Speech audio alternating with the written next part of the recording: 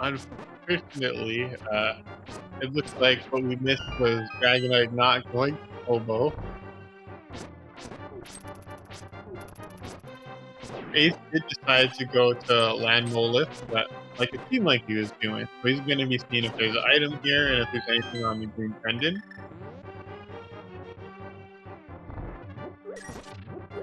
Meanwhile, Dragonite will be heading to the Dark World this way, and I imagine he's going to be going. He's going to be taking his hook shot to West Dark World. Where did they get the sword? The sword was on the Morph Ball pedestal, actually. So it was a Sphere 1 check.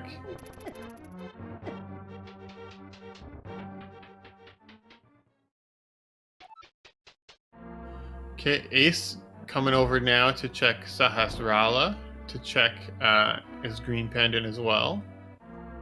So he's going to get 4 item checks out of this.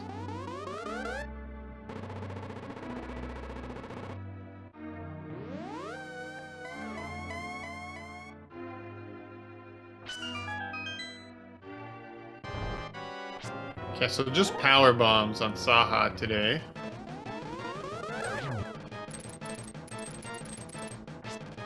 And his closet is filled with junk.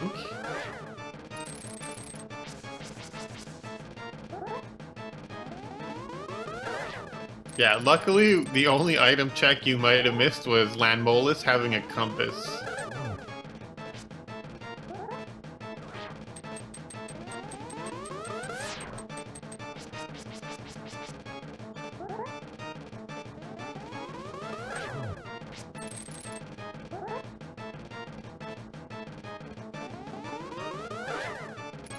I'm not sure why Ace is doing Eastern Palace before he's doing Dark World. That's interesting.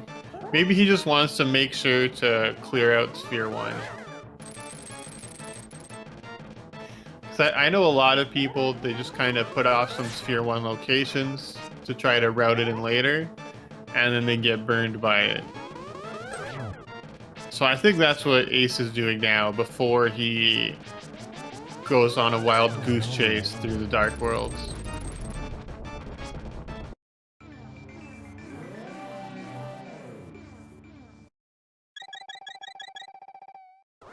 But he is committing to double dipping Eastern Palace here. Oh my god. The gravity suit.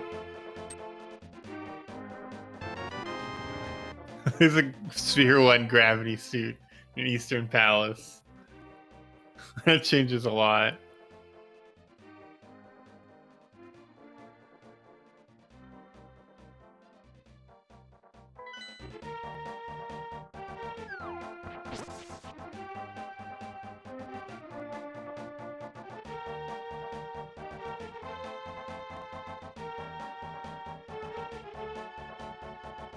So he does have 2 items in the big key so far.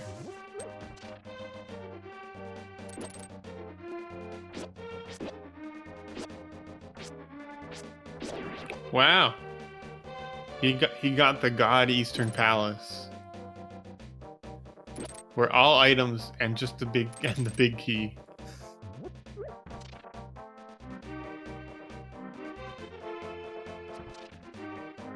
But that gravity suit is huge. It might be a long time before Dragonite comes and gets that. Meanwhile, Ace is going to be taking that gravity suit immediately into Meridia.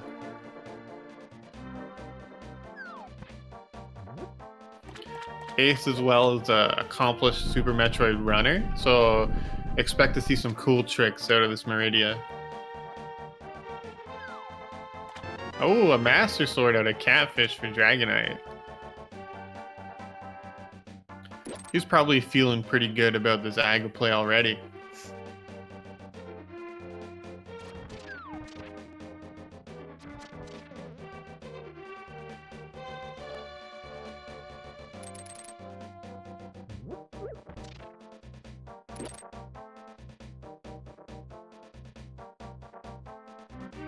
Okay, so he's opting to do a simple short charge here up on this ledge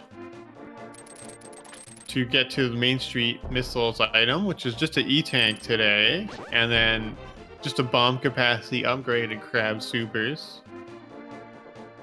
All right, so probably be heading to Mama Turtle here. So that's another 2 item checks.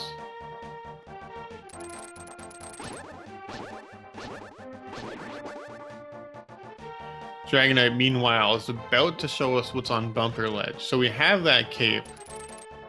We're going to see now if it was required or not.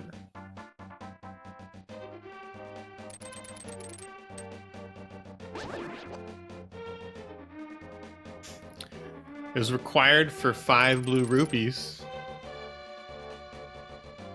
So I don't think anyone's going to be getting that today.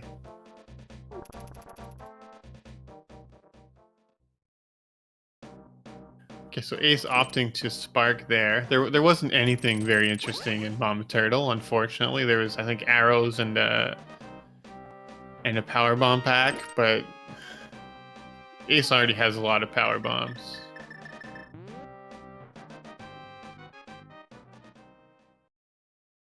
Dragonite going in to check the back of Skull Woods here. Oh, the hammer in Meridia.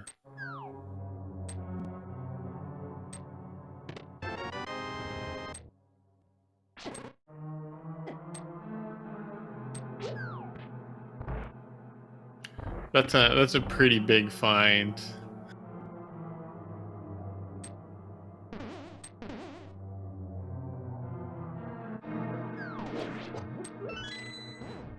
So there's just a reserve tank and rupees there and watering hole, but the hammer at the beach is really nice.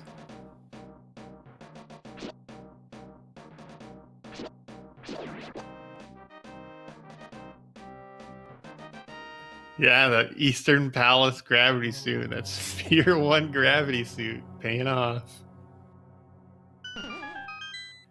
And you know, so many people skip that check.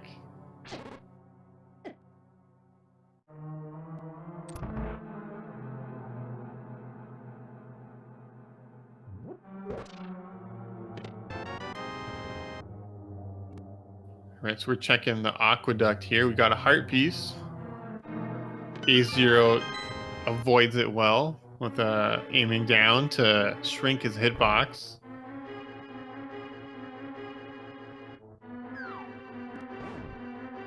Oh, so Ace is opting not to check the sand pits right now.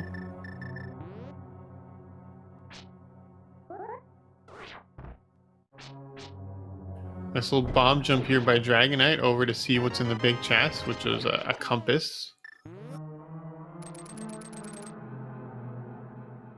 This doesn't look like there's too much in Skull Woods. Alright, Batoon is down.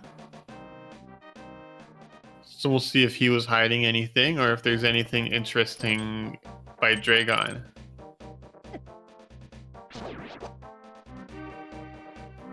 I didn't quite see what it was, but it looked like it was just rupees or something at the Batooni tank. Unfortunately, no high jump, so we couldn't see Ace attempt a full halfie today. But he does have space jump, which is only a few seconds slower.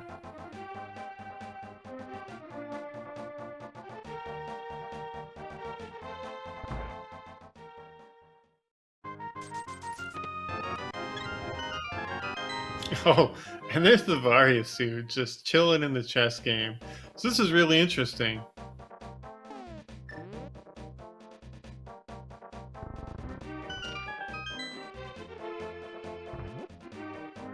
Alright, just doing one last check here at this bombable hut or brewery, or there's a few different names for this location. It is just power bombs. He's getting a nice spark into Dragon there.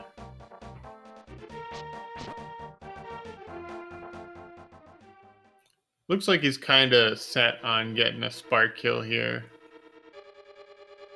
Wants to get that blue suit. It's kind of scary to spark into Dragon though, unless if you don't get the proper setups, you can end up at awkward health. So if Ace was to spark Dragon now, there's a pretty good chance he dies of chain damage. He does take like half his health and damage. So that's why you gotta be careful.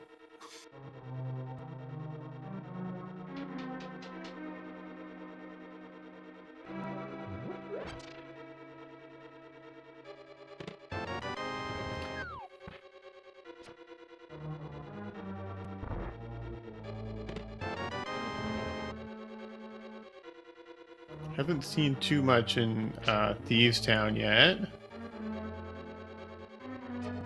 A0 now already down 3 Super Metroid bosses and 1 pendant.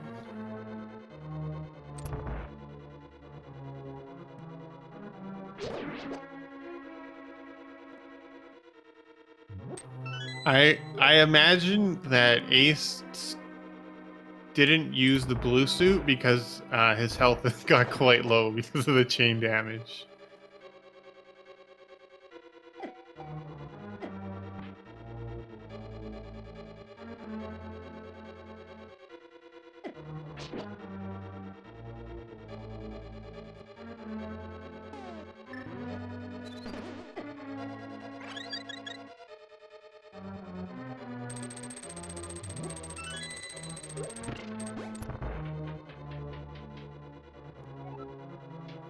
Big difference here too is Ace has that hammer, so if something is in the big chest here, that could potentially really play into his favor.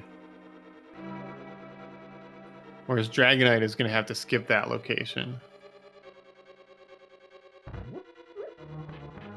Alright, so we get our first sandpit check here. So there's just a red rupee there and missiles. It does look like we are going to be seeing our good friend Shaq Tool.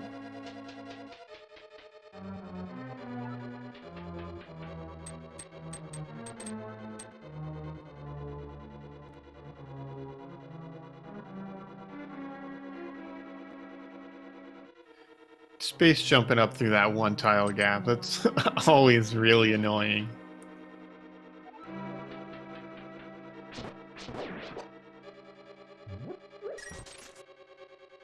Everybody say hi.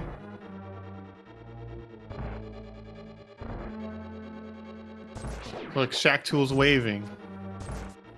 He's waving his arms at chat.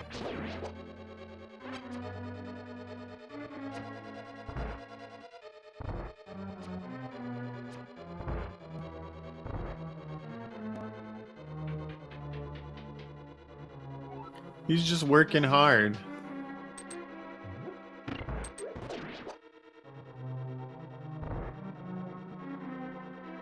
I am a big Shaq Tool fan, though.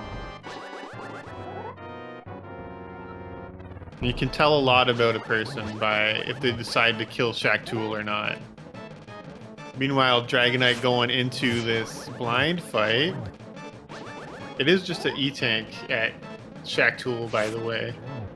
A0 deciding to pick it up. That's interesting. He might be considering suitless Lord Norfair then. I thought for sure he was going to reset out. Nice blind fight though by Dragonite. Really took care of that quickly.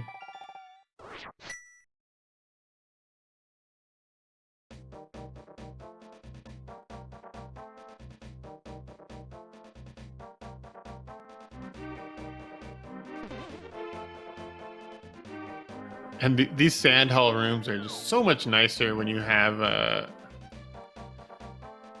have space jump. Okay, so it looks like he's actually going to be checking plasma. So maybe we'll see if A0 decides to reset out a plasma or not.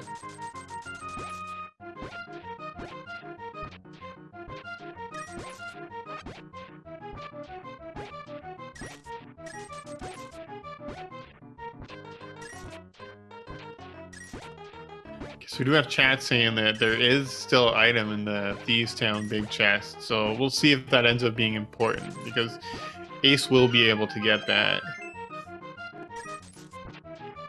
It is just a heart piece out of the digging game.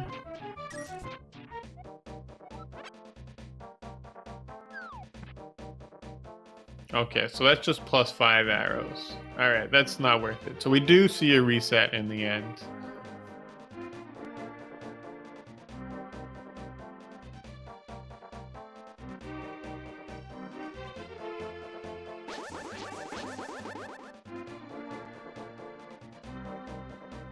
Dragonite off to see Stumpy here. Just 50 rupees. You robbed him and turned him into a tree.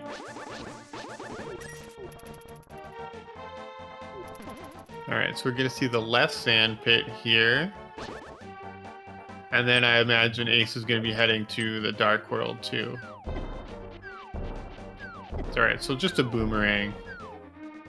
Or a bloomerang.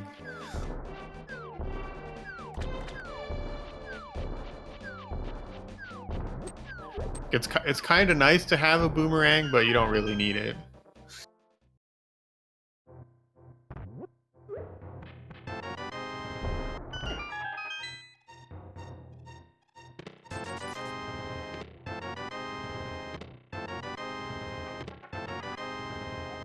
The Hype Cave having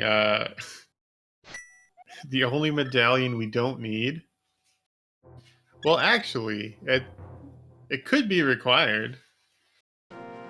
Maybe we need that for Ice Palace. Maybe we need all 3 medallions today.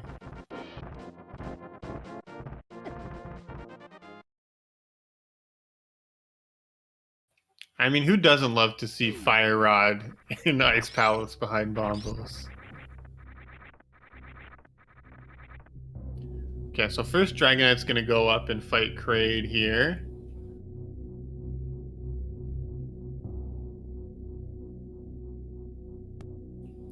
Ace, it looks like, is going to be doing Tower of Hera.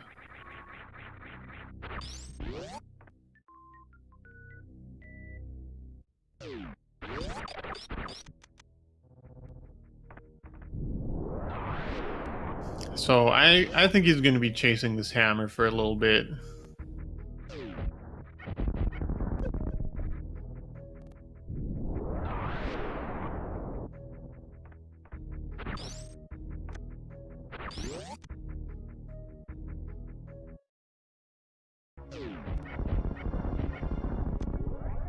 So we do know that boots are required for the seed because we need it to get that Quake medallion.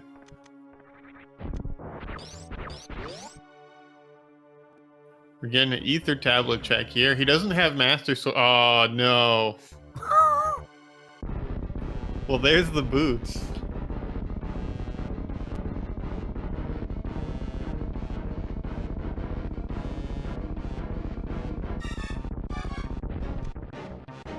Ace wasn't really happy about that.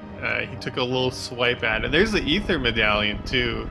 So now all our medallions are accounted for.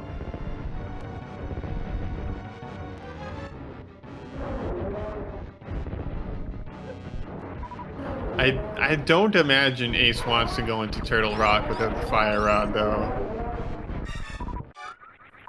Alright, Dragonite getting dealing with stand-up Kraid pretty quickly. Meanwhile, Ace setting up a hair pot here.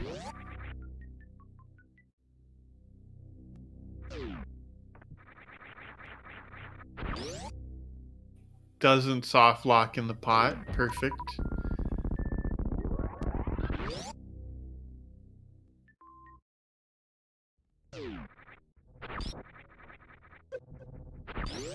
I mean, chat's joking about Fire Rod on Laser Bridge, but it happens. I had a seed with Fire Rod on Laser Bridge and then Ice Rod in the Fire Rod lock chests at the very beginning.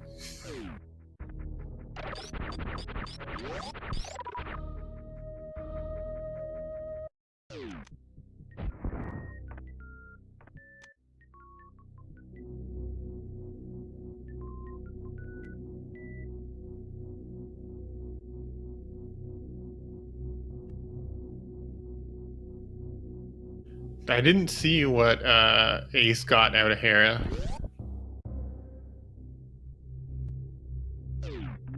Oh, plasma beam. That's nice.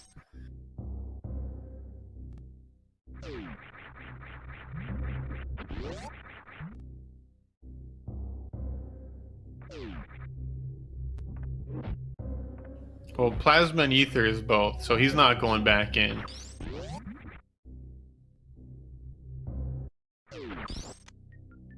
Does look like he will be checking Spike Cave, though.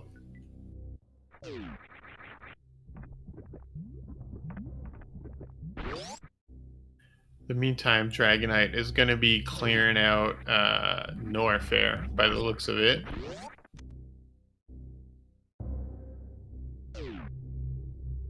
So he's about to have that flute that Ace had for a long time.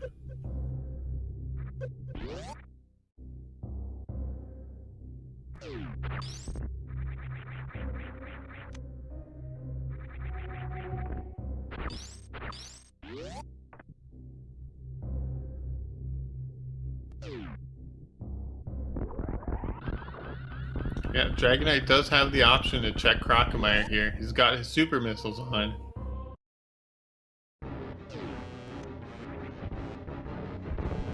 You know, fun fact, Crocomire doesn't attack you until you attack him. So he's only defending himself. Samus is really the aggressor here. But he does yell kind of loudly, and that's not really polite.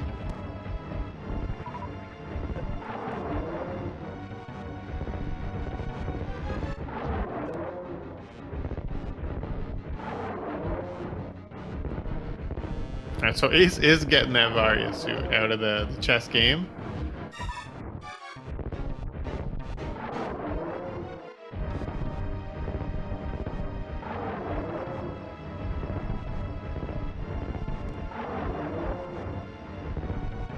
Yeah, it's a bit tricky to get the super missiles into his mouth. Like the super missile hitbox is actually quite large, so you can end up hitting like his nose or something. I don't know what it is you end up hitting, but it's annoying.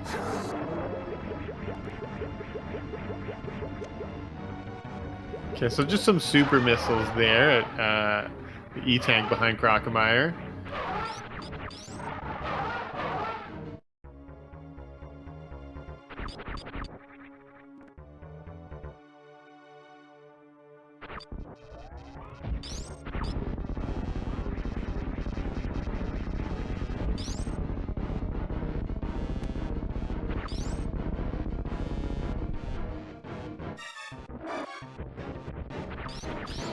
See, I always assumed they were kind of like red bushes.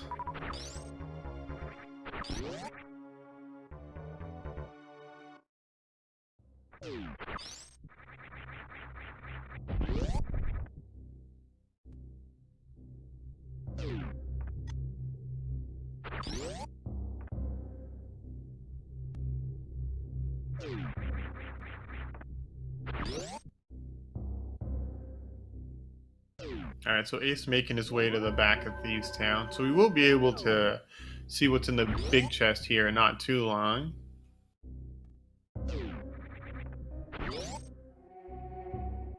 We are still looking for the bow, and we are still looking for the mirror.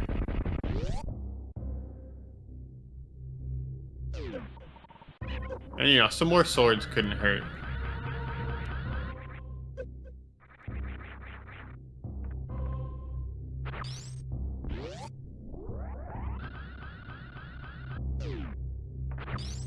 Oh yeah, and the fire rod. My mistake.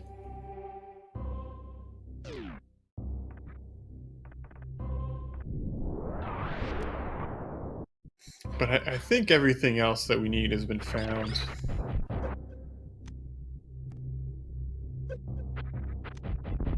Oh, these little fire fly things. Kind of messing with Dragonite there. Alright, so we got an E-tank at the grapple beam location, and now there's just Just checking this last item. There's a heart container for Indiana Jones missiles.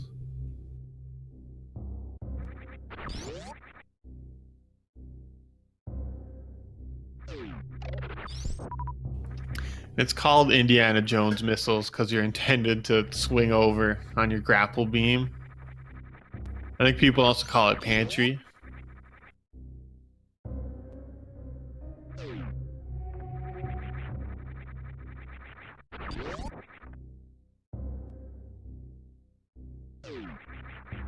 All right, so Croc didn't have anything good for us today.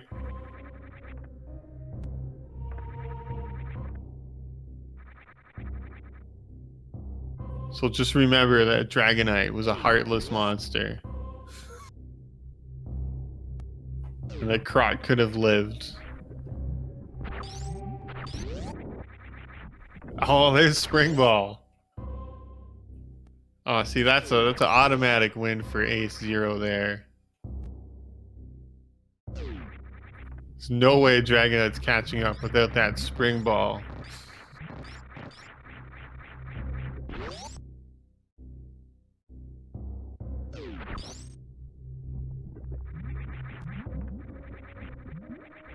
I'm happy to spread Spring Ball propaganda in chat. Dragonite taking the vanilla way up to Bubble Mountain. So this is the way you're intended to go when you play the game.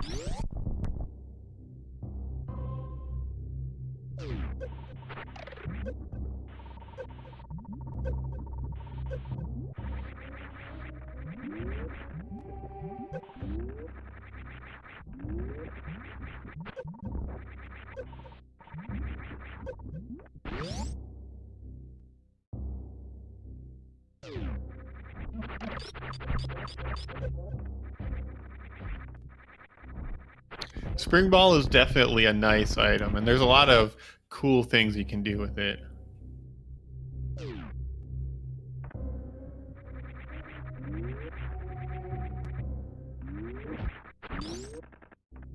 All right, we're getting a wave beam check here. It was just bombs there at the missiles, and here at the actual location, just some rupees. But there's still, I think, like 6 items here and whatever's in Cathedral. So there's still a lot to check.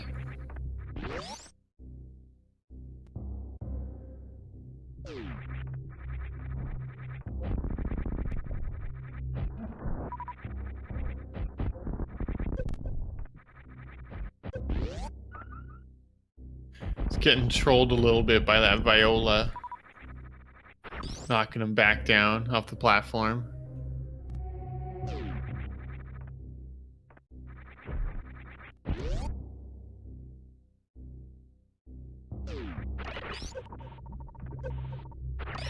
Okay, so Ace does do the dig game. He's thinking about it. He's going back.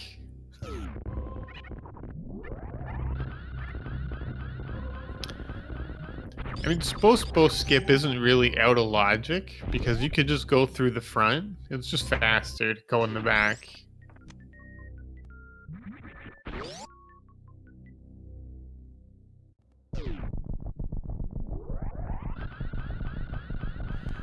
Yeah, I would say Ace is in the lead right now, but it is going to come down to where these last items are.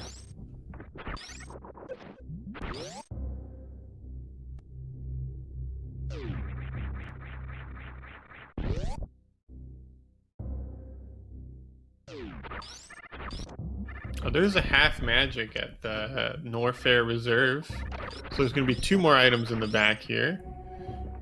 Ace is going to be checking out Hype Cave. I guess he's going to be doing the whole world tour here, huh? Bringing our good old frog friend up to Catfish. And if he does get to Catfish, he's going to be really happy to find that sword.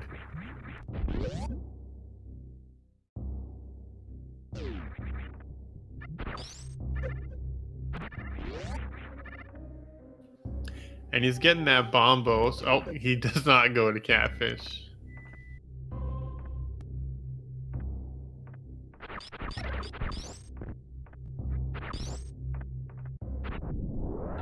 It's going to be committing into the Smith chain instead.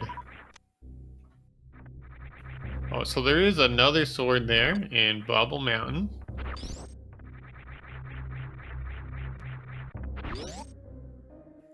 That is one that Ace definitely will be able to find, even if he's just running through it.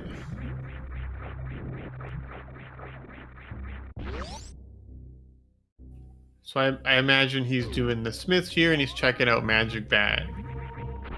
It is just super missiles in Cathedral. Alright, so we have Bugnet Smiths today. I guess it's like a steel Bugnet.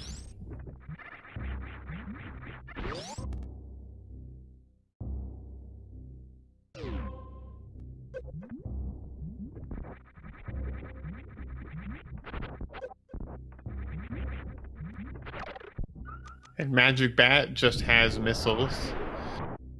I know when I was a kid, I thought Magic Bat was a bad thing because he gives you he curses you. It's half magic. It sounds bad, right?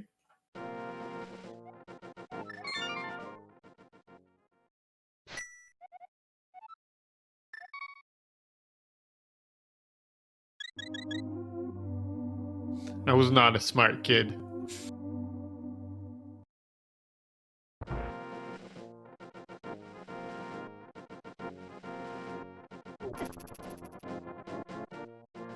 Okay, so it looks like Ace is actually going to be doing lower Norfair first. He's going to be taking his Charge, Ice, Plasma, Wave.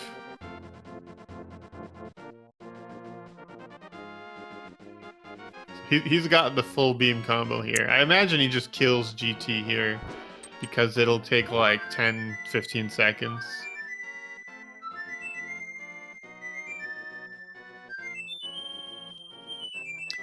And we do get a flute.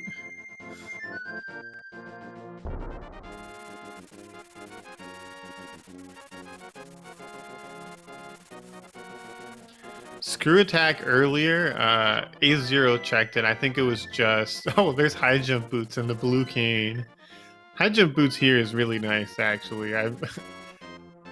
But, like, it's not a progression, but Ace is probably pretty happy to get that.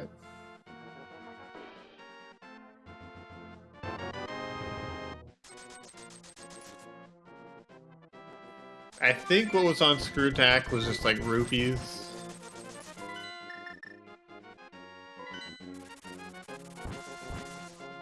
Getting a nice Pillar Spark here for Ace.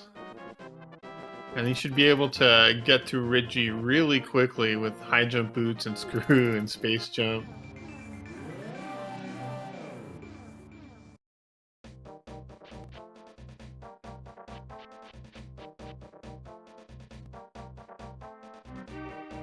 So Dragonite still has not gone to Hobo. So he's still missing that mitt. I think that's what's kind of been holding him back here. I mean, I can I missed what was at Mickey Mouse Room there.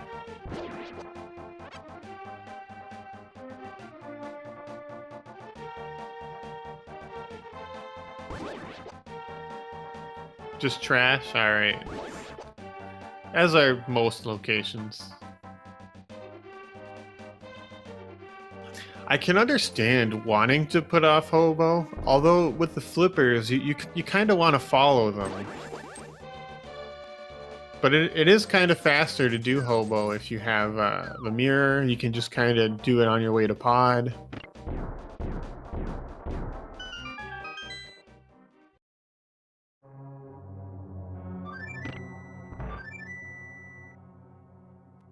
Dragonite playing his flute for us.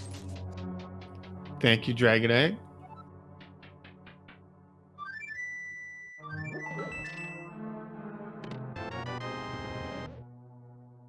It was a nice KO from Ace there. And using this full beam combo to make quick work of the metal pirates. And he's just screw attacking through all of those. That's really nice. Feels good. And he's got the full beam combo, so that's 20 shots on Ridley.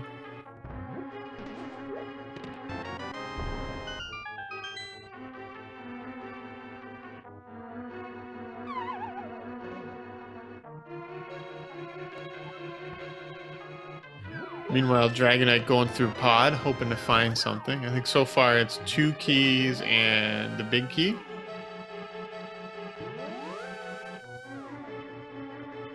I don't think anybody has bow yet, so I imagine he's going to be doing a potion unlock here.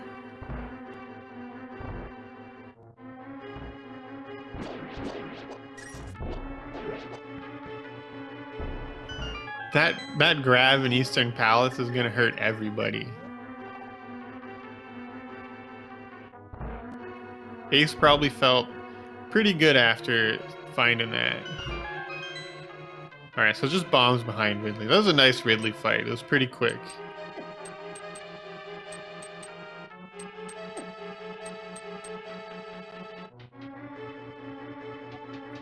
Alright, Dragonite doesn't have the mirror, so he's going to have to Death Warp if he wants to continue on pod. Okay, so 2 keys on the right side does mean that pod is bow locked. So nothing in here is going to be in logic for him.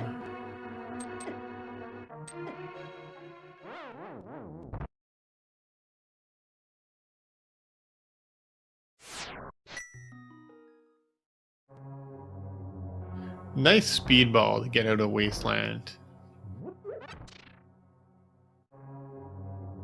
Sometimes it's just a matter of principle to do it.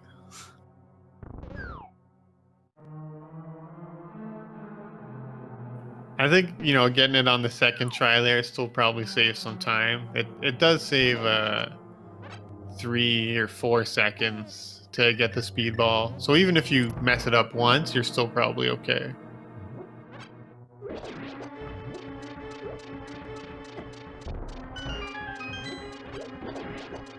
So just some rupees at Fire Fleas.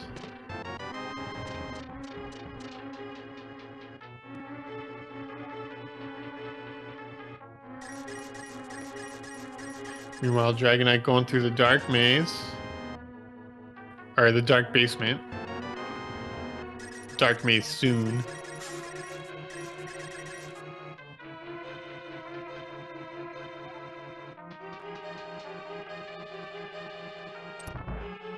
Couple more item locations here. So there's so that's just a key in the Hellway.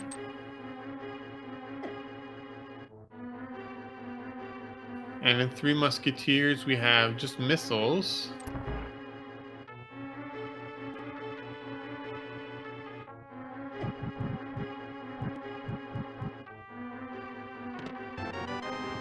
Oh, there's another sword. Alright, so Dragonite, all 4 swords. A0 fighter sword. Yeah, we're looking for the bow, the fire rod, and the mirror. I'm thinking it's Ice Palace.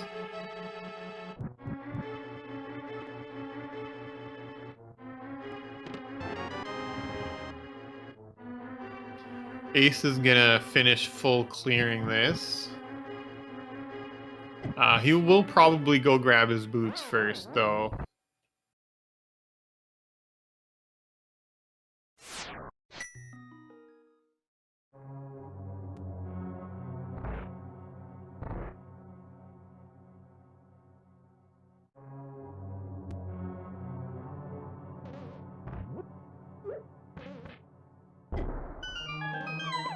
So the book was an X-ray. I don't know if Dragonite's actually gotten that yet.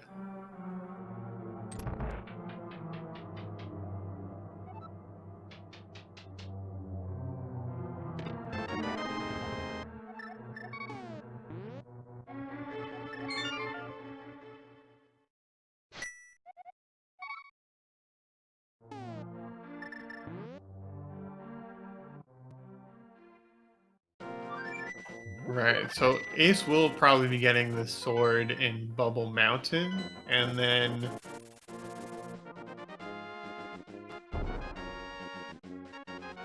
yeah, that is a good point from Joshua in chat. That Ace probably won't be going to Pod or Catfish unless things get desperate.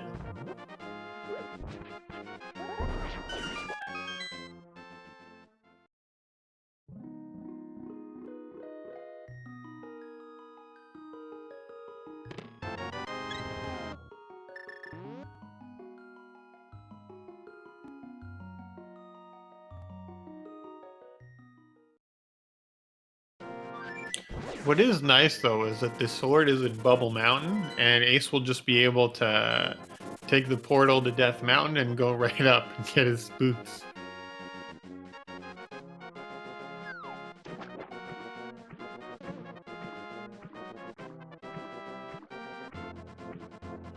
All right, Dragonite's doing it.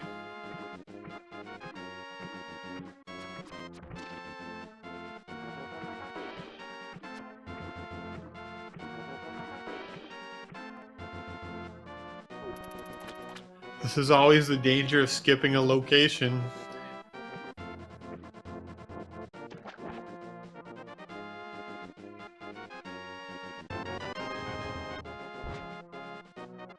And he's got his mitts. All right, so Dragonite is going to be able to start clearing some of the stuff now. Maybe he'll go to Death Mountain, maybe. Oh, he's going to be going to Meyer first. I imagine he's checking the medallions. Because he doesn't know he needs Quake yet.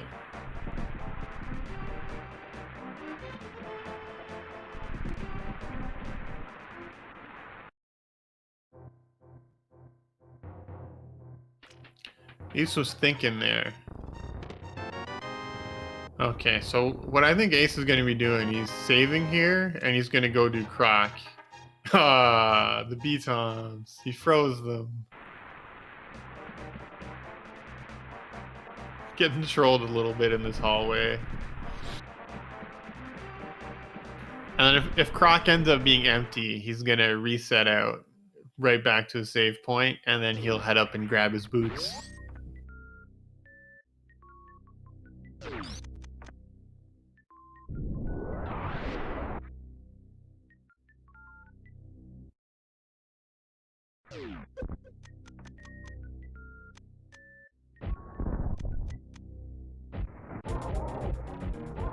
But then once he has those boots, it is interesting to wonder when he decides to go do Aga.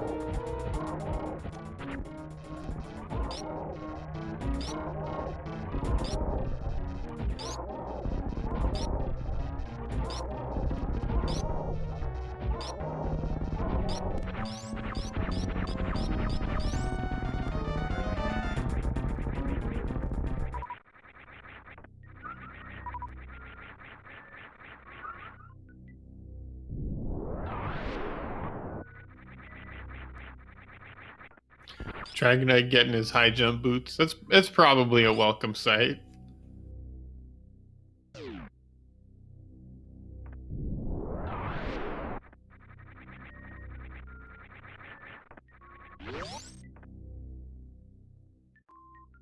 He's also taking a little health refill here. He's on Varia suit, and he doesn't have screw attack, so this is quite a bit more dangerous for Dragonite than it was for Ace.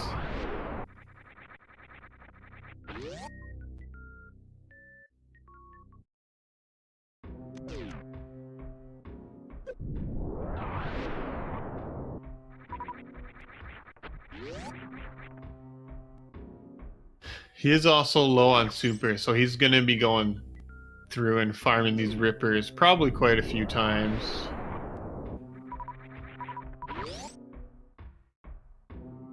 He does have the grapple beam, so he can farm in the pre-Ridley room as well.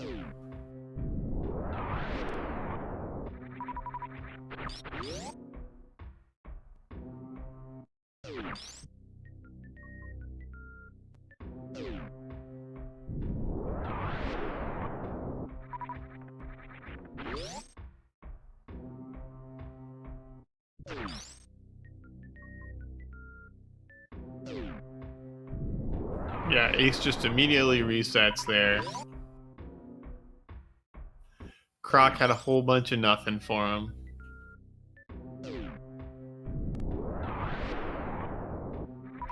And I think at that point, Super Metroid's basically full cleared for him, except he didn't do Waterway.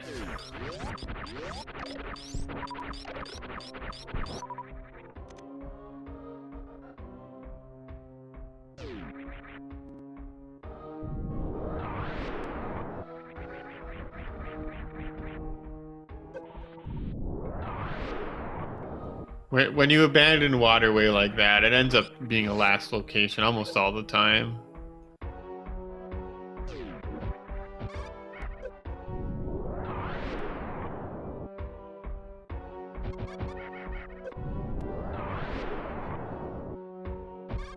Okay, so Ace will be opening TR, I imagine, but I don't know if he...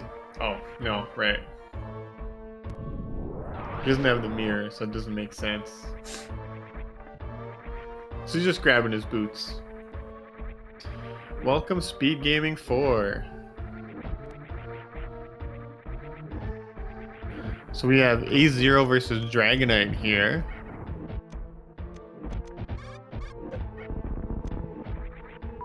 And our good friend Ace is about to get something very nice.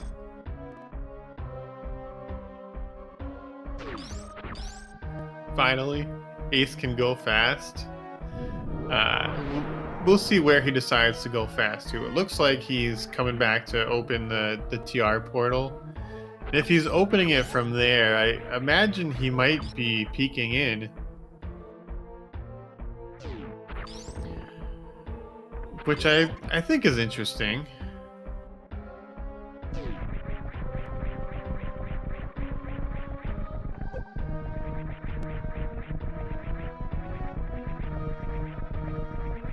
Dragonite making it through the amphitheater. This is a very scary room with Varia. If you get caught in that acid, you can get in a lot of trouble.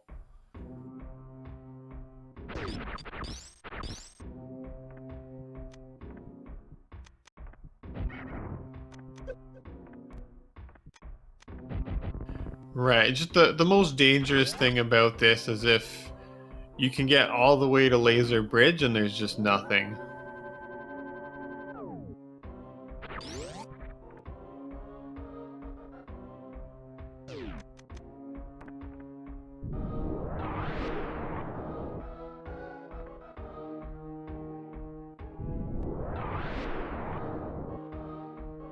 Alright, so it wasn't just a missile.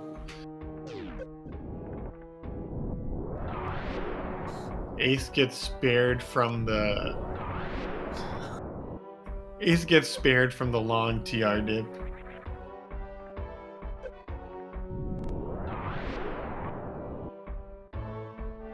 Alright, and it looks like he's going to be heading right to Ice Palace here.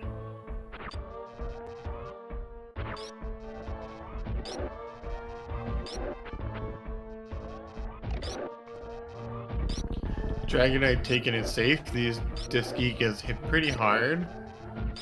I think they do like 80 damage on Varia Suit, so it's a lot.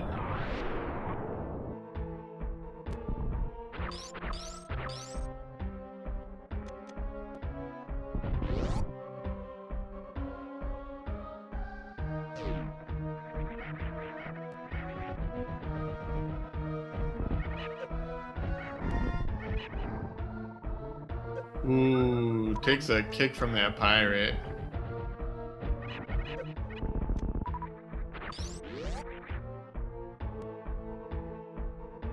Alright, so it's a big key in the first chest of Ice Palace. Dragonite trying to take it real safe with these Holtzes, or like little flying guys. You can space jump over them pretty safely, but you have to, you have to know where you should jump.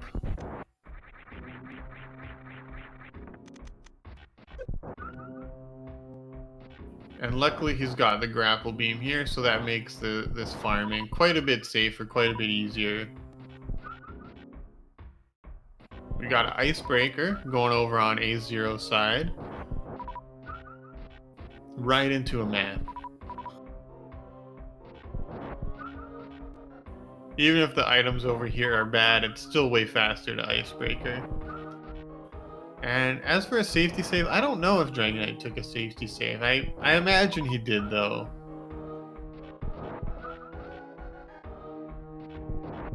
Alright, there's the first item in Ice Palace, just 20 rupees.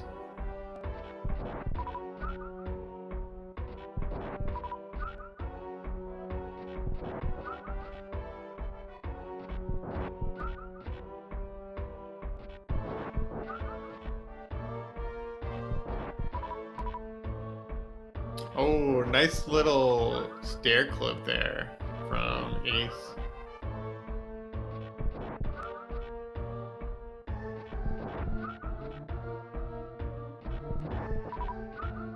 Oh, and the mirror in Ice Palace.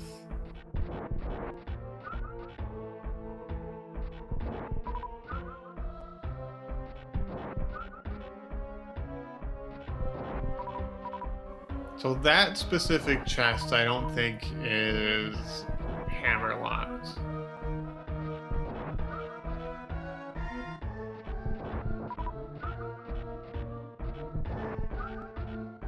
But it does look like the seed required some double dipping.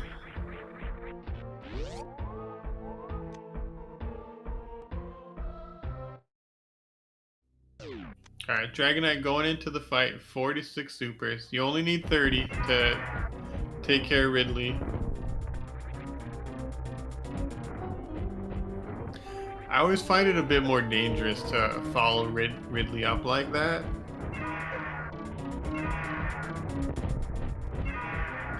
Like if you start the game if you start the fight on the ground, you can guarantee that Ridley comes down in a pogo, and it makes it easier to get the supers in on him.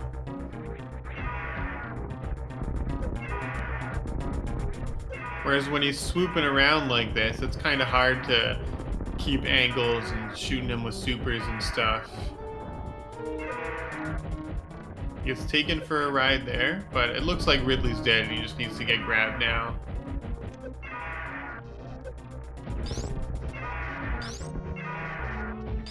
I mean, Ridley is dead, but Dragonite's not,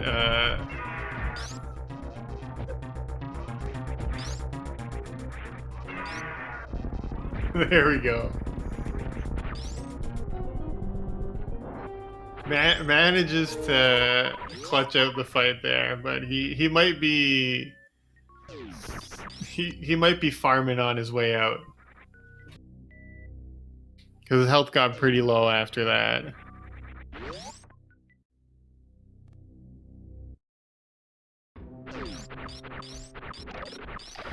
You can end up triggering Ridley back into a pogo if you don't get grabbed properly, which is what happened with Dragonite.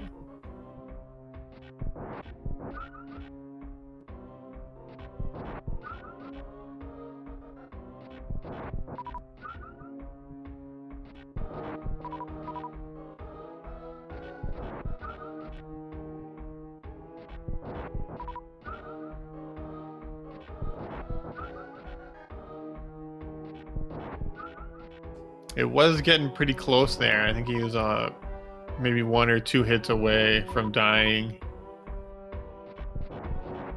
Alright, looks like Ace is going to be heading into Swamp Palace.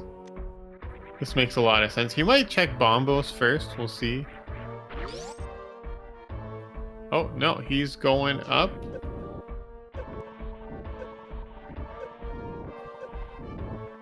I'm interested to see where he's going here. I guess this is a Pyramid Fairy into Catfish play. So we do know that this is going to pay off because there's a Tempered Sword waiting for him at Catfish.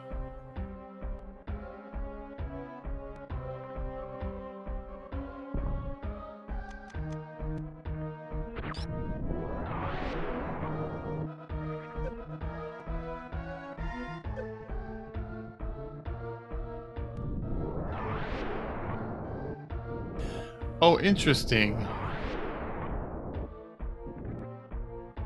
Ace deciding now is the best time to do Aga. Okay, that makes a lot of sense.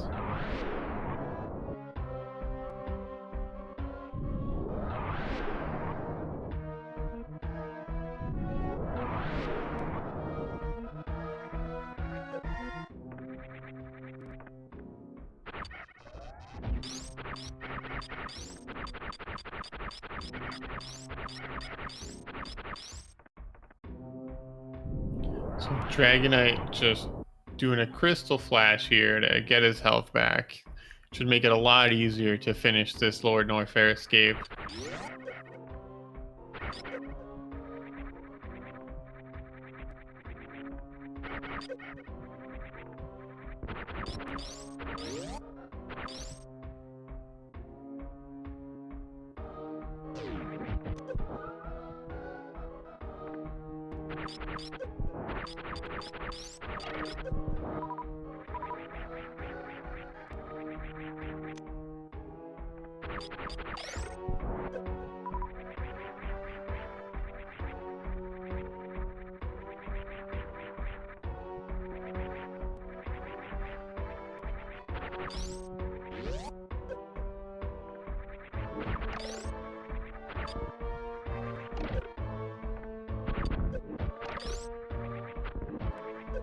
So gravity, to answer your question, chat, gravity was in Sphere 1,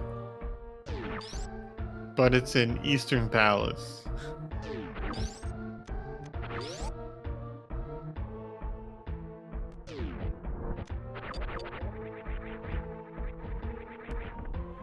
And then in Meridia, we ended up finding there was the hammer at Beach. I don't remember if there was any other progression in there, but the hammer already is huge. And then just now in Ice Palace, we found the mirror. And then I imagine like the bow's gonna be mirror locked because that's just how this game works now.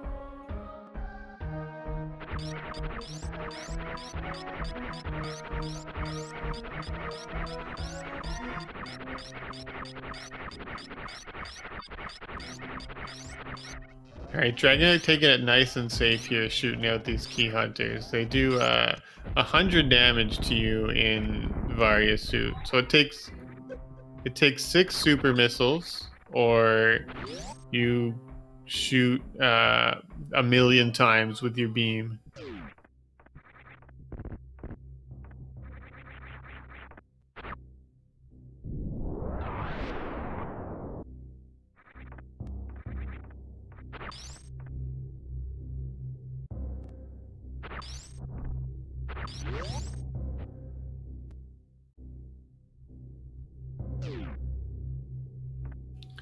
Yeah, we're looking for Bow, and we're looking for Fire Rod. We know where Quake is.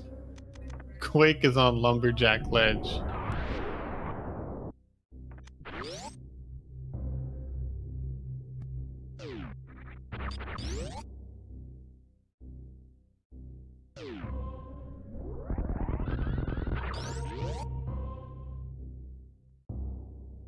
Yeah, looks like he's running over to go grab it immediately. So I guess he won't be getting that sword at Catfish then.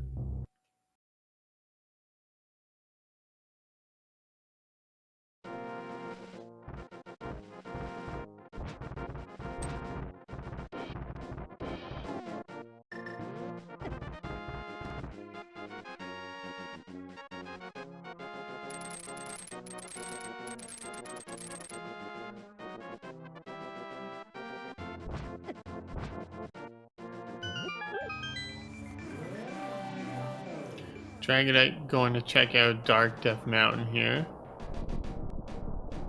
Ace picking up his Quake, so he's got all the medallions now. So see, he went to get the medallions. I wonder if he's doing Meyer first, or if he's going to be going for something else.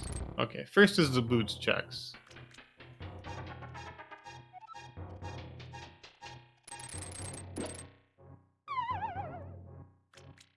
think it makes a lot of sense to do the boots checks now. So we got a bottle and the bonk rocks.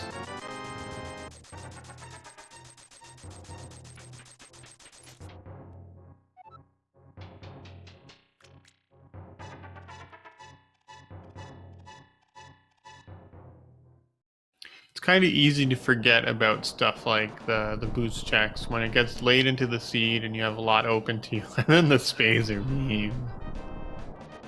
Luckily, when you find that in A Link to the Past, it doesn't get equipped.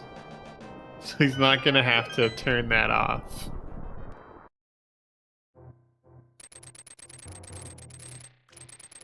Okay, so it does look like Ace is going to be heading to Misery Mire here.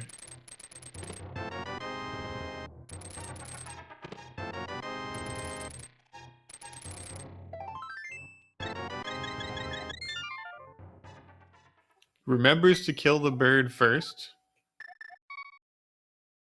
because Quake does not hurt the bird. The bird is flying.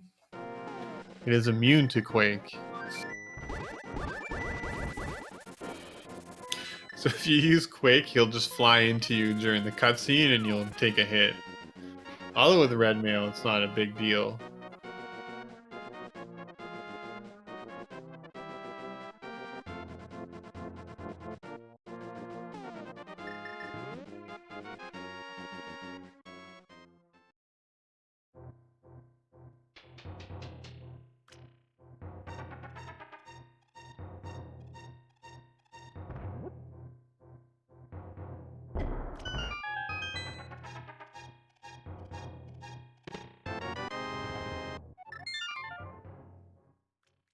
Dragonite grabbing that fire shield out of Agina's cave. Meanwhile, Ace is going into here.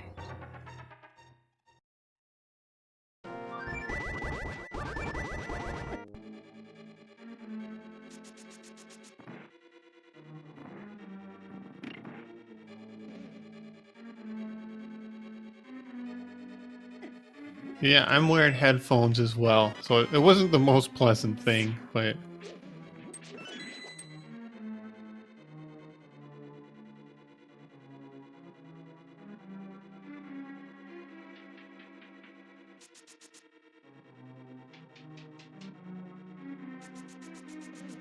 So we're gonna see if we can find some progression here in Misery Mire, or if it's gonna be in Swamp Palace.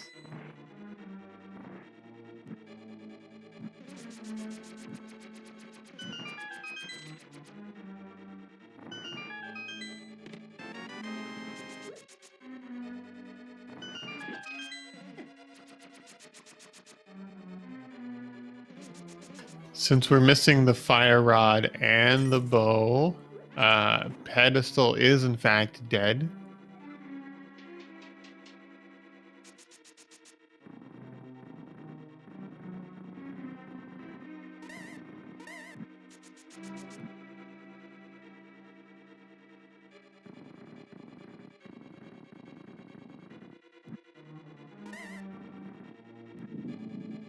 I know when a seed gets to this for me, after it's been so long without the bow, I just assume at this point it's in Turtle Rock.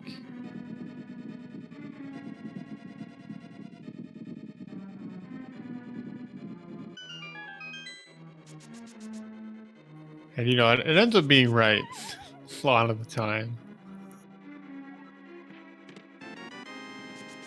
Here we got a vanilla big key out of the cutscene chest. I didn't see if we got any items out of these mire chests yet, or if it was just small keys.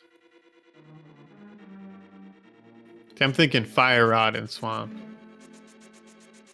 And then bow on laser bridge. Or it could also be pyramid fairy, if you guys want that.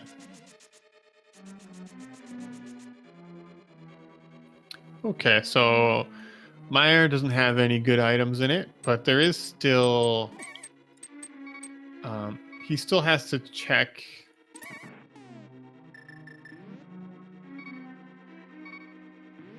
Well, there's still a mirror check over. at the checkerboard cave. I forgot the name of the location. Sorry. And then he might still choose to... there is one item left in desert on the boots lock side.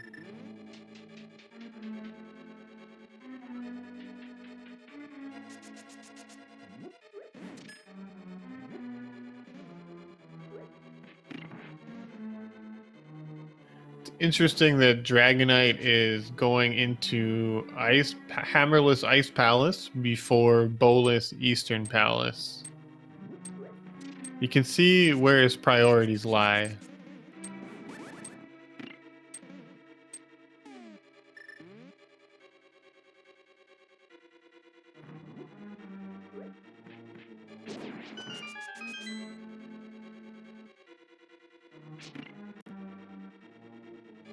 And we do know that he will be rewarded with the mirror. So I imagine that he will probably take that right to Swamp.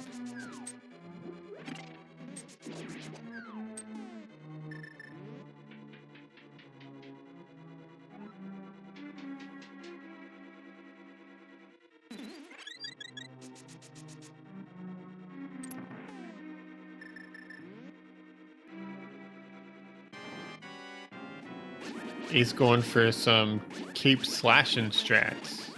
So you just stand there, spam and slash, and your magic doesn't really go down as long as you're hitting stuff. And since there's a million eyeballs here, you can just kind of do this.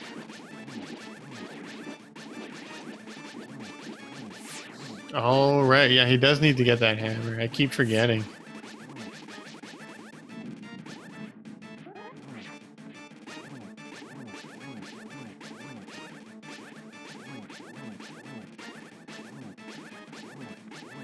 Just going for the Ice Palace bomb jump here.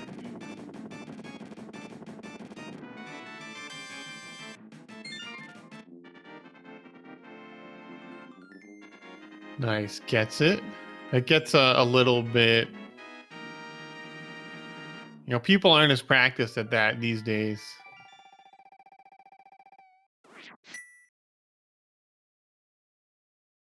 Yeah, Ace making quick work of Vitreous, both with that cape and with arrows.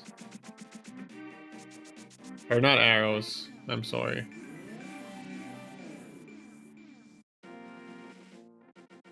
Arrows would have been nice. Okay, so he is going to check whatever's on the right side here. I think there's one item.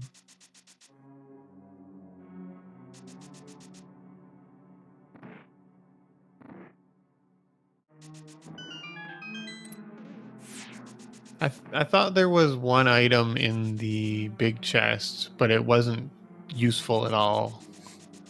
But it's been a while.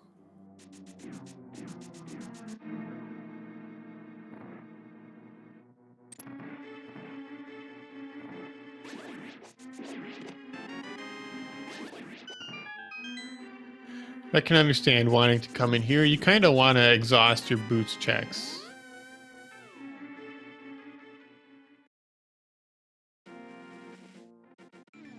Okay, then there's just cave, checkerboard cave here.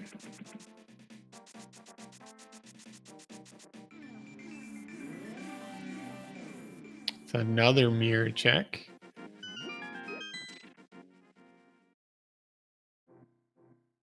So that's just bombs.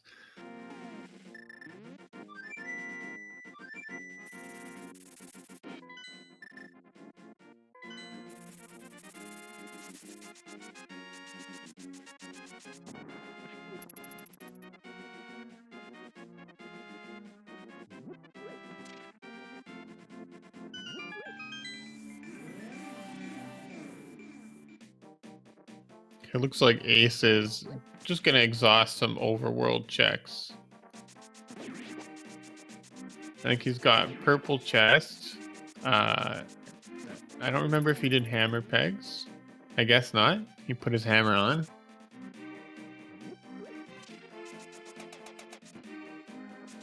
And I don't know if he went up to check bumper ledge. And then I imagine he might also check graveyard ledge. He could be doing the North Dark World loop here to Catfish.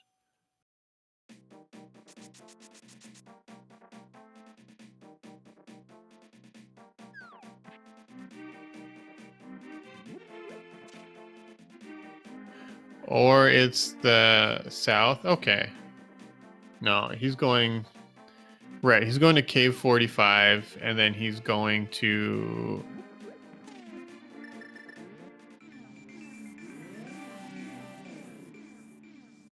Oh, wow. Look at this. That's kind of buggy. I completely forgot about this mushroom.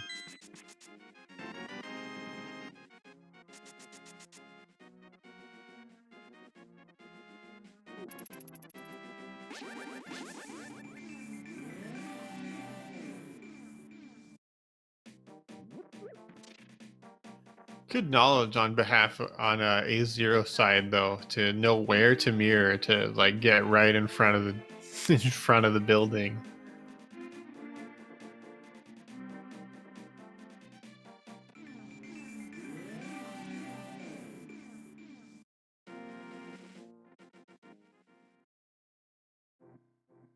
Kid just bombs at Cave 45.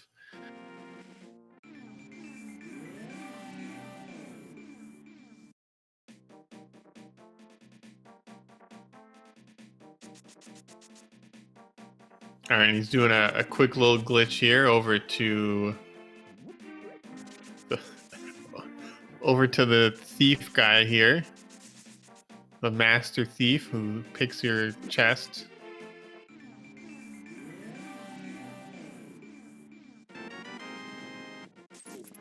It just has 1 rupee in it.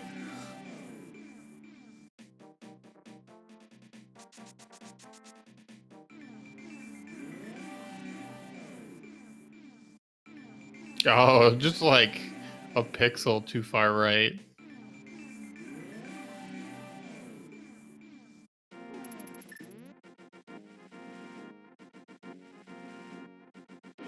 Dragonite grabbing that green pendant.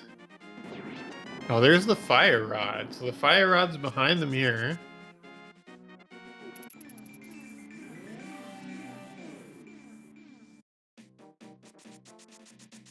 So now the question is, where is our bow?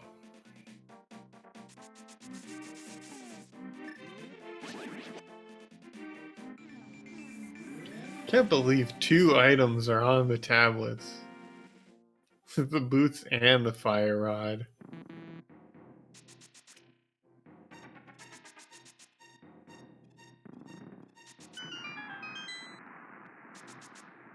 X-ray is it's a hard location to go back for.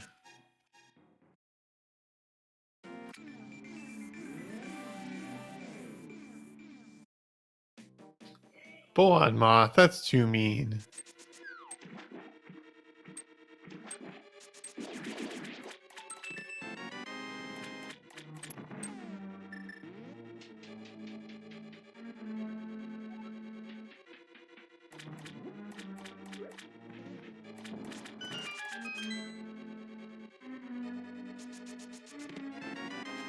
Oh, just the first chest.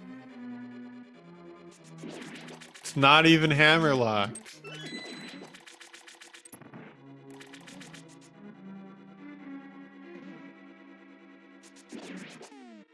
And I guess that's go mode for Ace.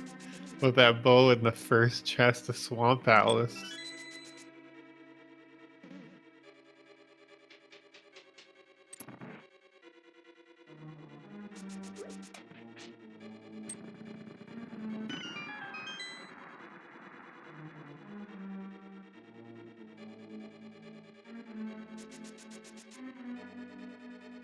So no matter what you do, you're double dipping something. I guess really like double dipping Eastern is the best answer here compared to double dipping Ice Palace or double dipping Swamp Palace.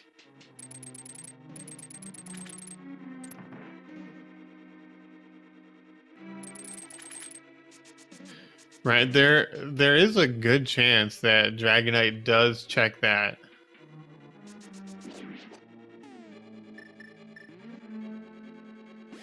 When you have a Dark World access like this with mitts and no hammer, it makes a lot of sense to check everything you can when you go down towards Hyde Cave.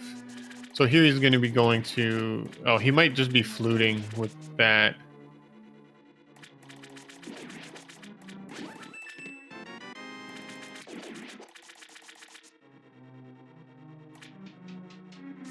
So I guess if he's fluting, I don't know when he's going to be doing it.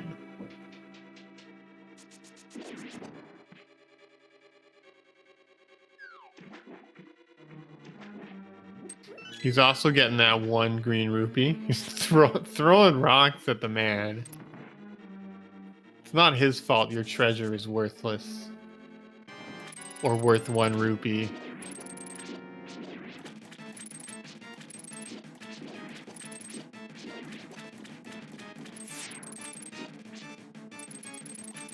Ace going through his Argus fight.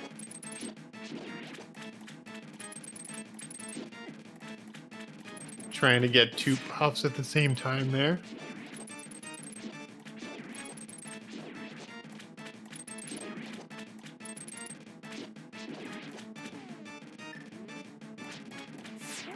All right, let's see if...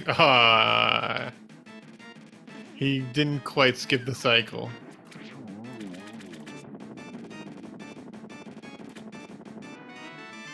Oh, that was interesting. Was that a spin attack into the arrow shot?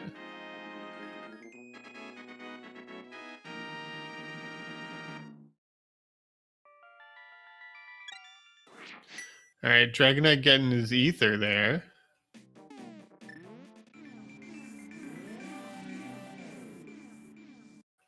We'll see if he decides to Harapod as well, or if he's going to go through the cutscene, or if he's going to go through the tile room. Yeah, he's setting up the Harapod as well. Meanwhile, Ace running over to Eastern Palace.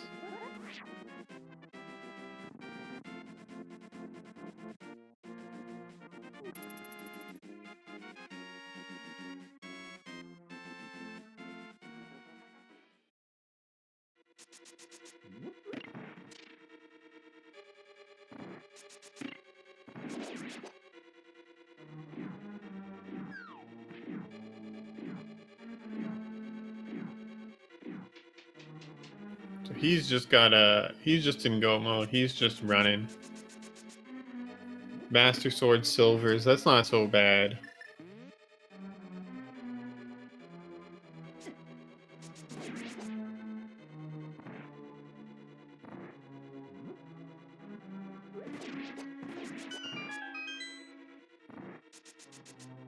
There he gets that plasma beam. A little late since he already fought Ridley, but he still hasn't fought Dragon yet.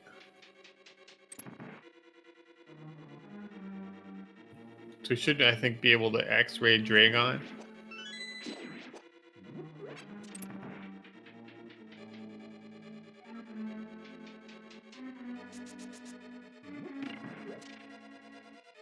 And making quick work of Moldorm with that butter sword.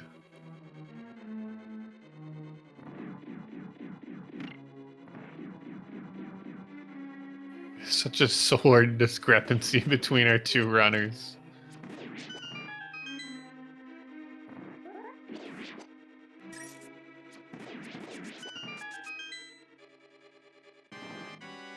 Alright, so going into the Armos fight with Silver Arrows, this will also be pretty quick. It was very nicely done.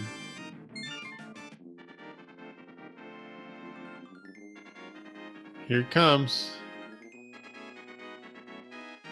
I know, Dragonite's going to Saha first. I thought he might be going into Eastern.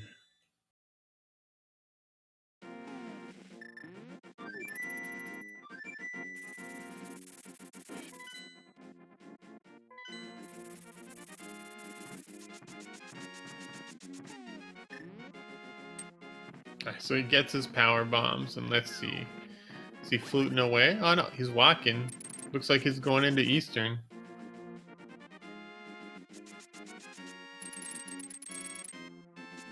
He's just getting trolled by these red guards that spawn after you kill Aga. They're really annoying to deal with.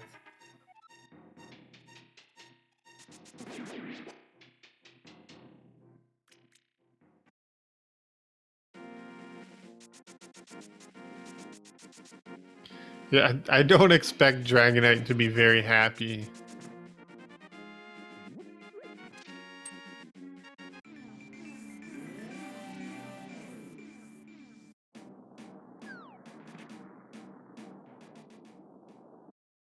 All right, so here we go. Crystal number 7 underway.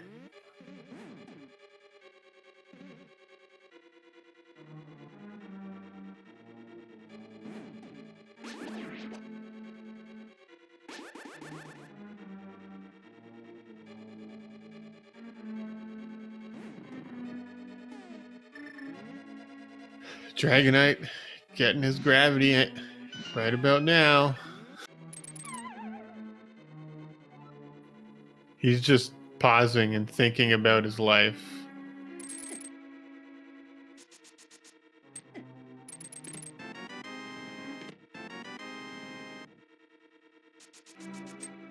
Like, just such a major progression item like that there. That's not... It's not what you want to find. It's not what you want to find abandoned in Sphere 1.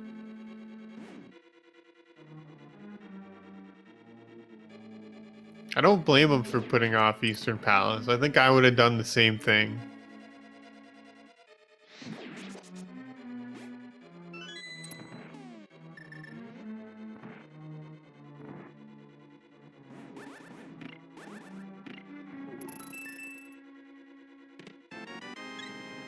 Nice use of the Samaria blocks there. It was a perfect chain chomp room.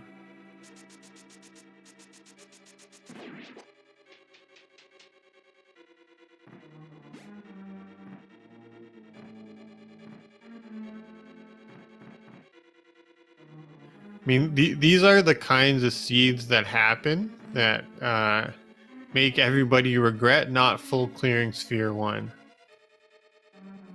And that's why Ace went and he did Eastern Palace, because he wanted to make sure he full cleared Sphere 1.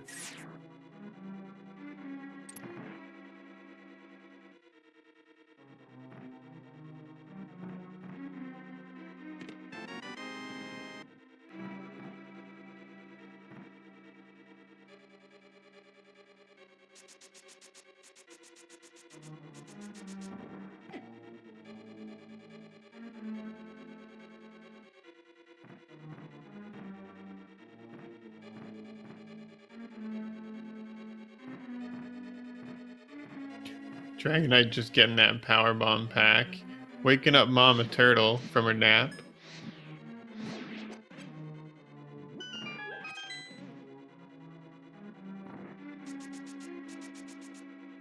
Oh, interesting that he's choosing to check the big chest here.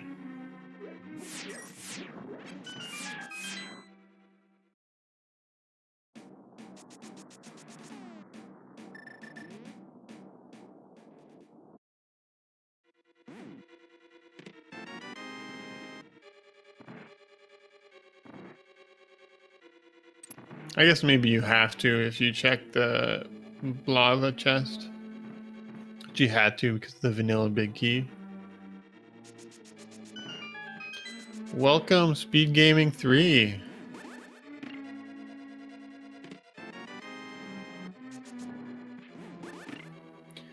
So we're at Ace 0. Just got into Go mode not too long ago, finding the bow in Swamp Palace.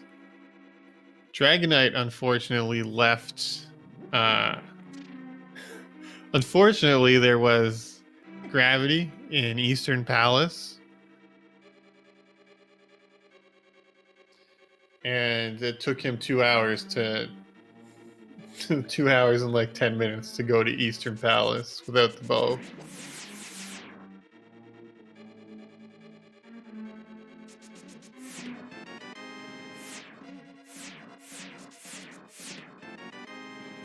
But he did get it. He does have that hammer now, so he's going to be able to start clearing dungeons that he needs to.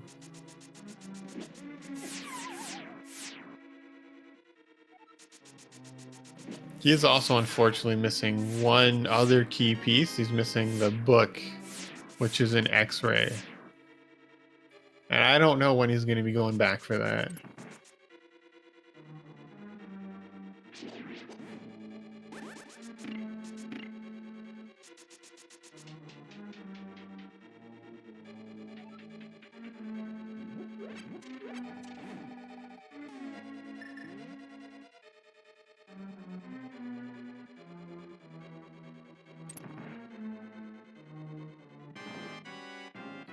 Right. This would be the best time to get the book. I'm just worried that he's forgotten about it entirely.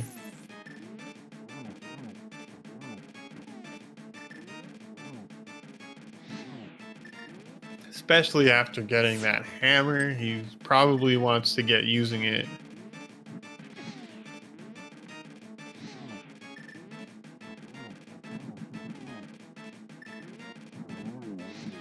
Nice little hammer strats here on Trinex.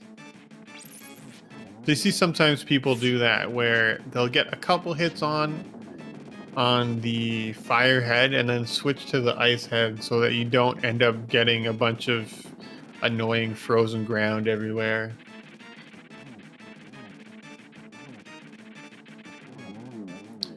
Nice phase 2 of Trinex with the hammer there.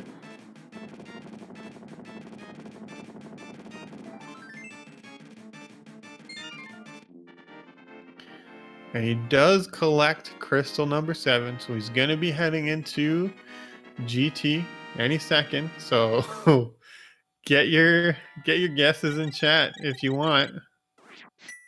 Where you think it's going to be. I always guess number 1.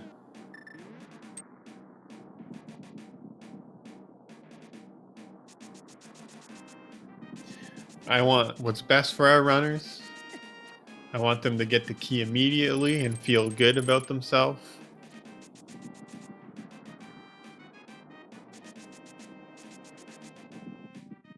Honestly, after fighting that gravity, Ace probably feels pretty good.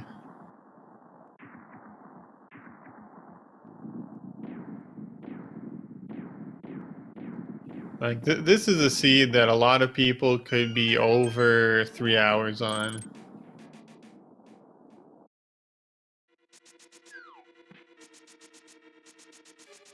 And it looks to me like Ace could be coming in with like a 250.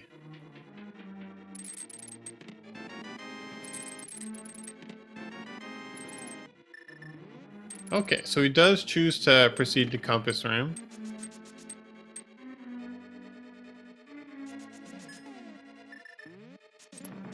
See, sometimes people do the Hope route where you check the Hope Room and then you go full left.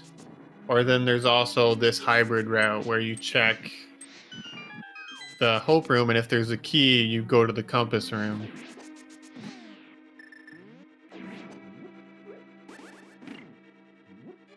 This is actually the route I favor. It's my favorite one.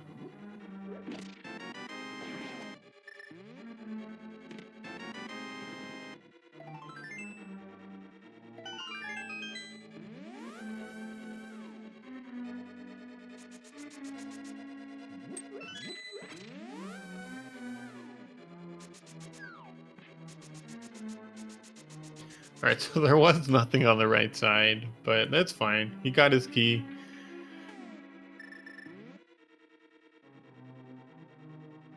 So what is that? Check number 7?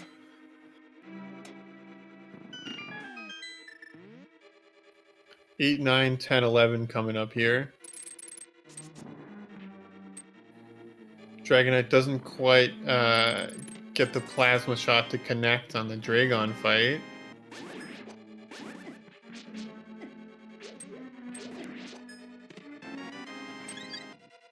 So that's number 10, it looks like.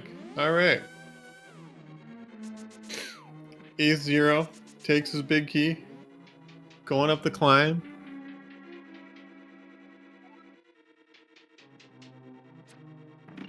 Looks like VNMVFX was the closest. We guess a 12.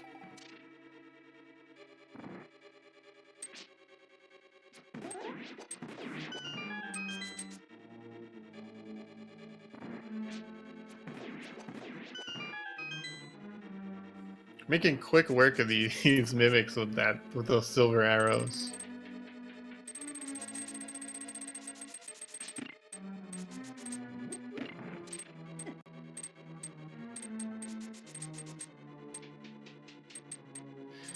I'm just worried about Dragonite though. It doesn't look like he's going to be getting that book anytime soon.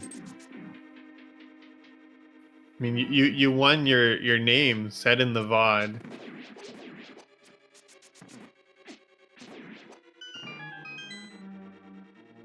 It's exposure, everybody's favorite payment.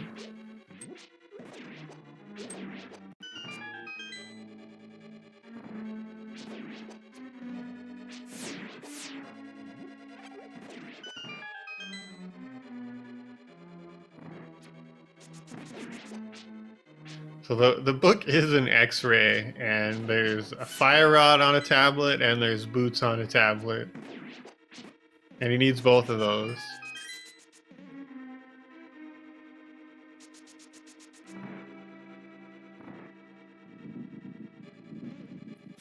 I imagine it's going to be a last location or close to it.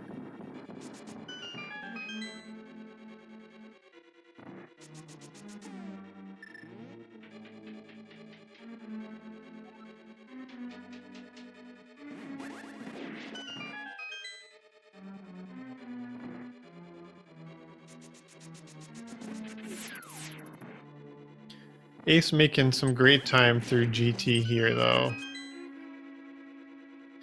I think he's going to have a really good time on this seed overall.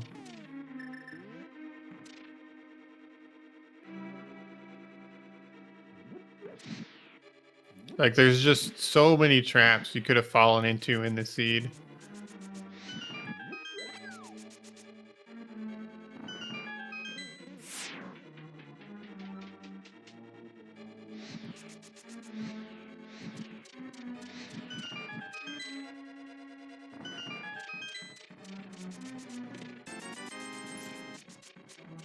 He's checking some chests here, hoping to get a sword, probably. We know, of course, that there's one at Catfish, and then the other sword was, I think it was in the back of pod. So that's something Ace would never touch. Oh, there's morph ball bombs. You know, that's good. He can use it to get the Metroids off him if he gets grabbed.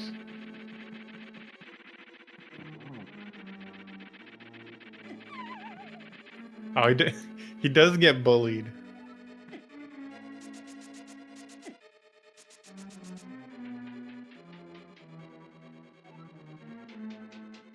Moldorm 2 did bully him today.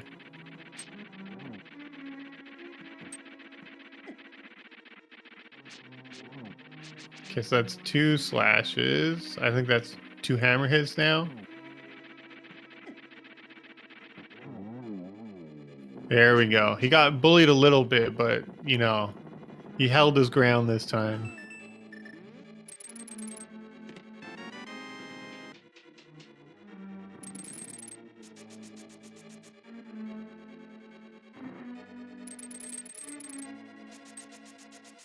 Dragonite, of course, had already done most of Ice Palace without the hammer earlier. So he got to skip a lot of stuff this time.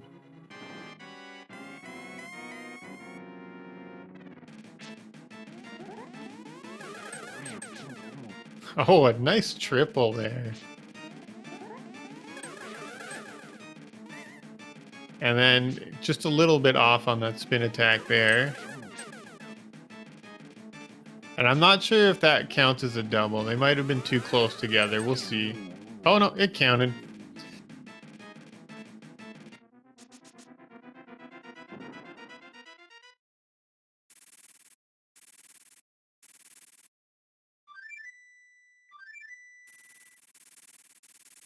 Right, so Cold Stare is down for Dragonite.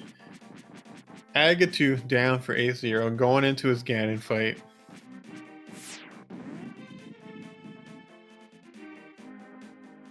So this is Master Sword, so he does have to be a little bit careful. Although he has Red Mail, so not that careful, but fairly careful.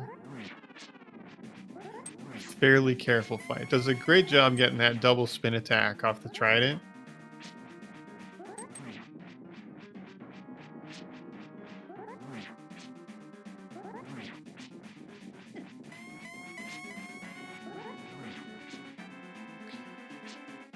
Unfortunately, Ganon not really giving him nice positions yet. There we go. That's what you want to see.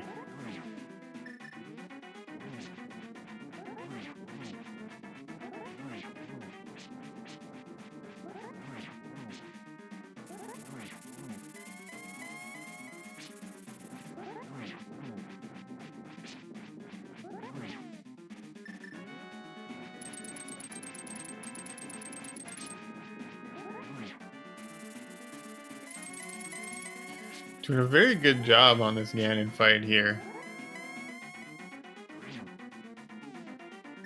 Heading into phase 3 here. Didn't get an annoying fire bat in phase 3, so that's always nice.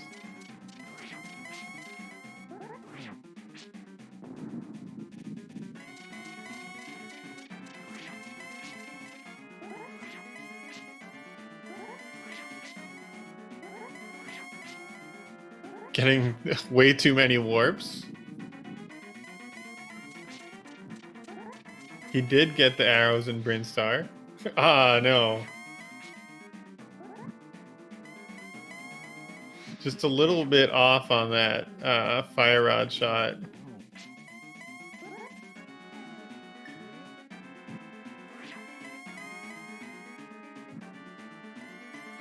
So you're just going to be setting up another double here.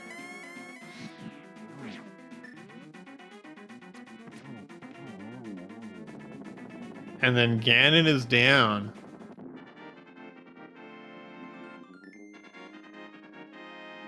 Oh, so that was a very well done Master Sword Ganon fight. It's unfortunate he missed a torch glitch, but with half magic, with silvers, it's not a huge deal. It can honestly be a little bit easier setting up doubles if you don't have the torch glitch. Or if you're not worried about it. Yeah. Get your little G's in chat. While that was happening, Dragonite did get his bow out of Swamp Palace.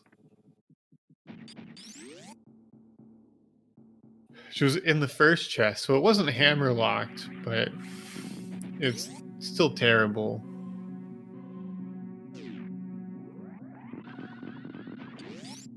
This is just a terrible seed for our runners, and Ace he played it safe and it really paid off for him.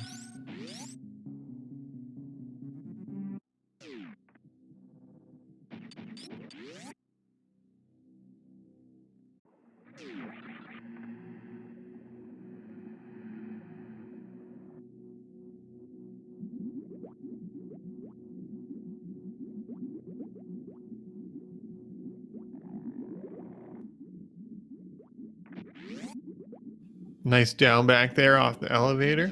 All right, now let's see his Metroid rooms.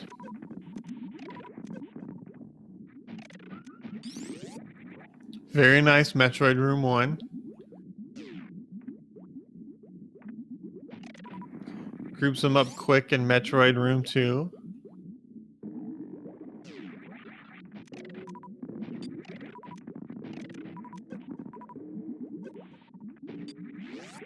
See, these are pretty nice Metroid rooms. All right, he's going to be grouping them again here in the 4th Metroid room.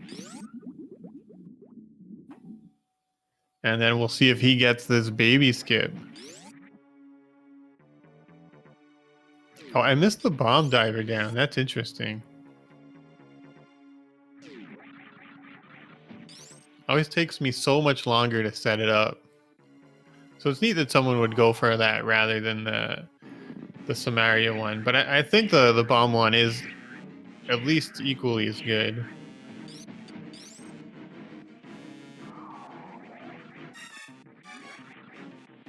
Ooh, gets caught by the baby trying to rope it around.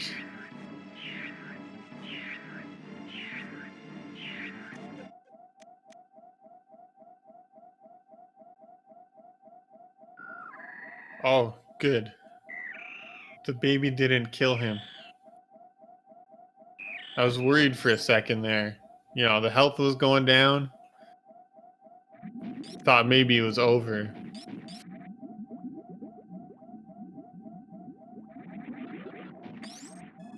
All right, so taking the refill. It's not a huge deal.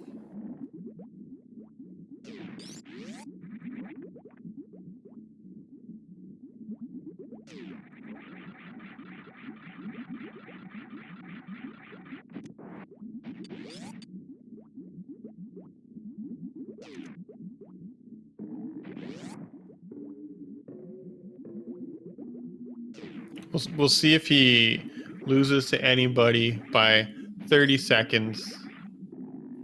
And if that's the case, then we can lament the baby skip.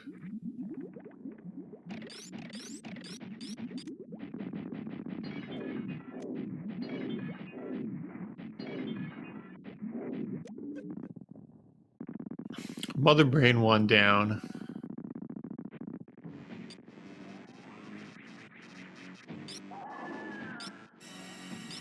So 20 shots here for Mother Brain 2. I imagine Ace is going to be doing stand-up here as well with full beam combo with X-ray.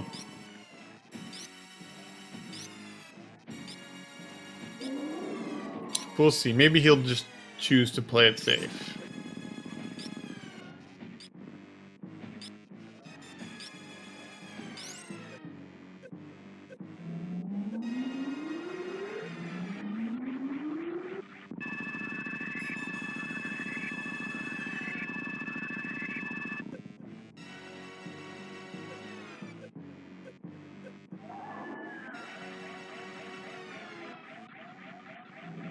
All right. Damage down fast enough.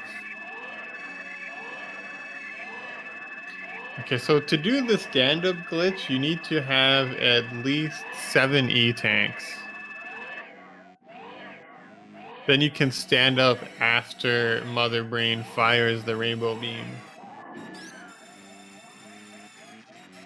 And you have to damage down quickly. Alternatively, you can remove the Varia suit, and you take 600 damage from it instead of 300 damage from the rainbow beam. And that will kind of remove the danger of getting hit by 2 rainbow beams and dying. Which I've done a couple times by being slow standing up.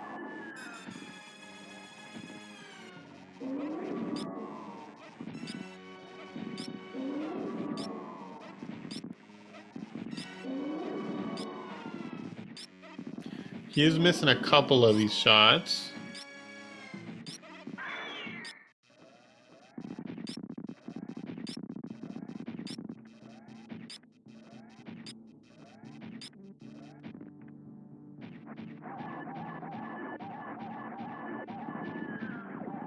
All right, so it's a 9-shot stand-up.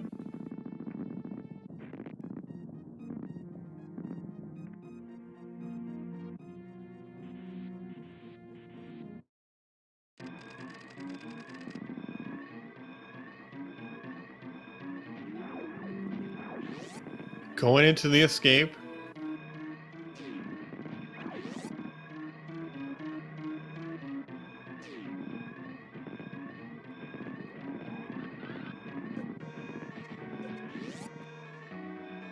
All right, let's see how Leo Doc's room treats him. It's nice when you have screw attack. You don't have to worry so much.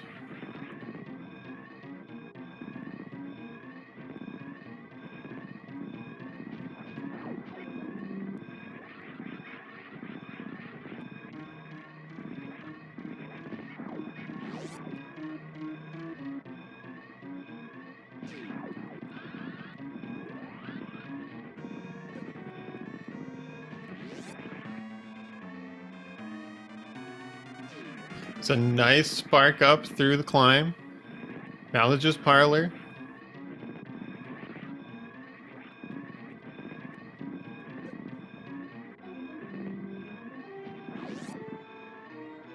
Hopefully Steam's not too mean here.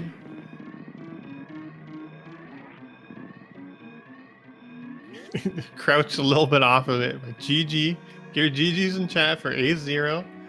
Actually finishing first on the restream and first overall with a time of 2:47.48 on Race Time GG. Taking out some titans like Farfaloo.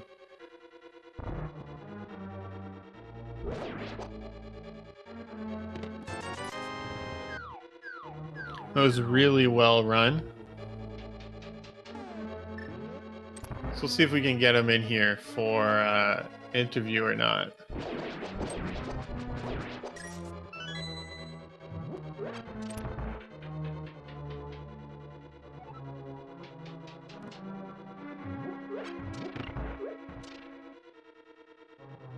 the meantime, Dragonite's going through his Eastern Palace with his bow, hoping to find some stuff. Actually, Eastern doesn't have anything, but I guess he's just doing it because he can.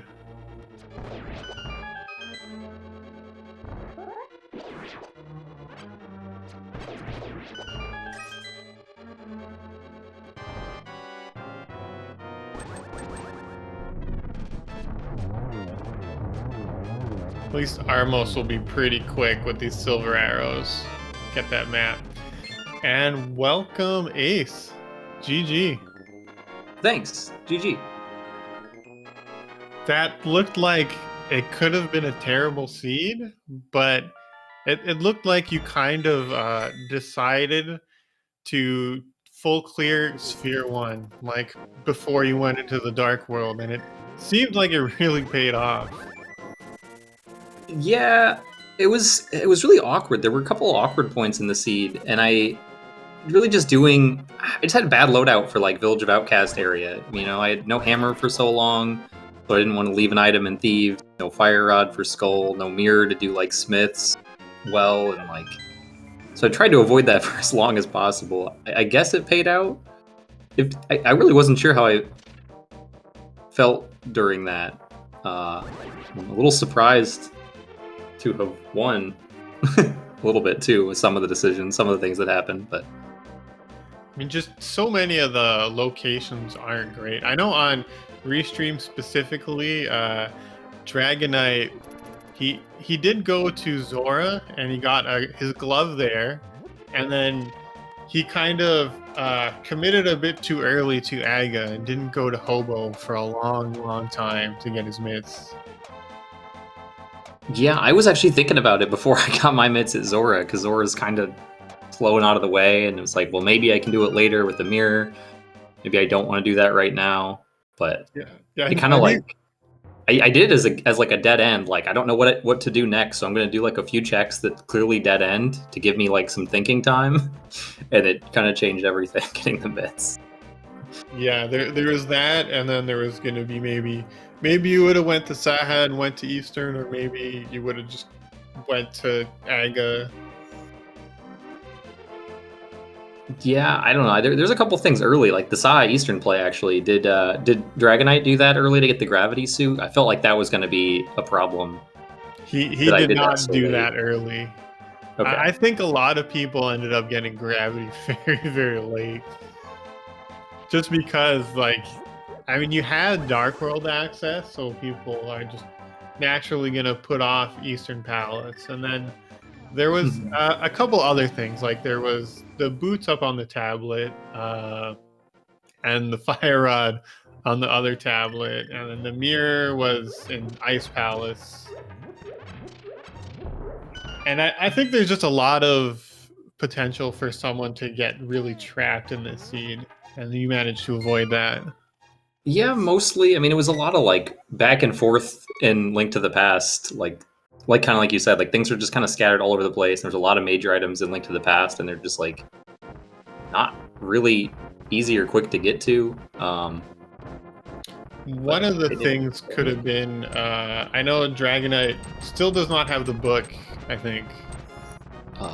Book was The book was an X-ray, Friendship. Oh, which you got. X-ray. You had space jump when you were passing by it, and he came down. He went through Super Metroid to get to Death Mountain. So Right. when he passed by, he did not have a way into X-ray. See, I didn't even think about that because I thought that book might be, or like that space jump could be really good early on. And I knew it was out of logic behind the glove. That's how I got to it anyway, is by using the glove to get up Death Mountain early. But I didn't even think about because how late I actually cashed in that book and got any value out of it. I kind of forgot that was like a potential thing you could miss. The speed kind of had me worried. I think that's the item out of all that had me the most worried in this seed. Was speed booster on bottle vendor that I got an hour in. Yeah, it is a little bit unfortunate that you got it late. Luckily, there wasn't anything behind it. I imagine maybe you were getting a little worried about like waterway, but it's about it.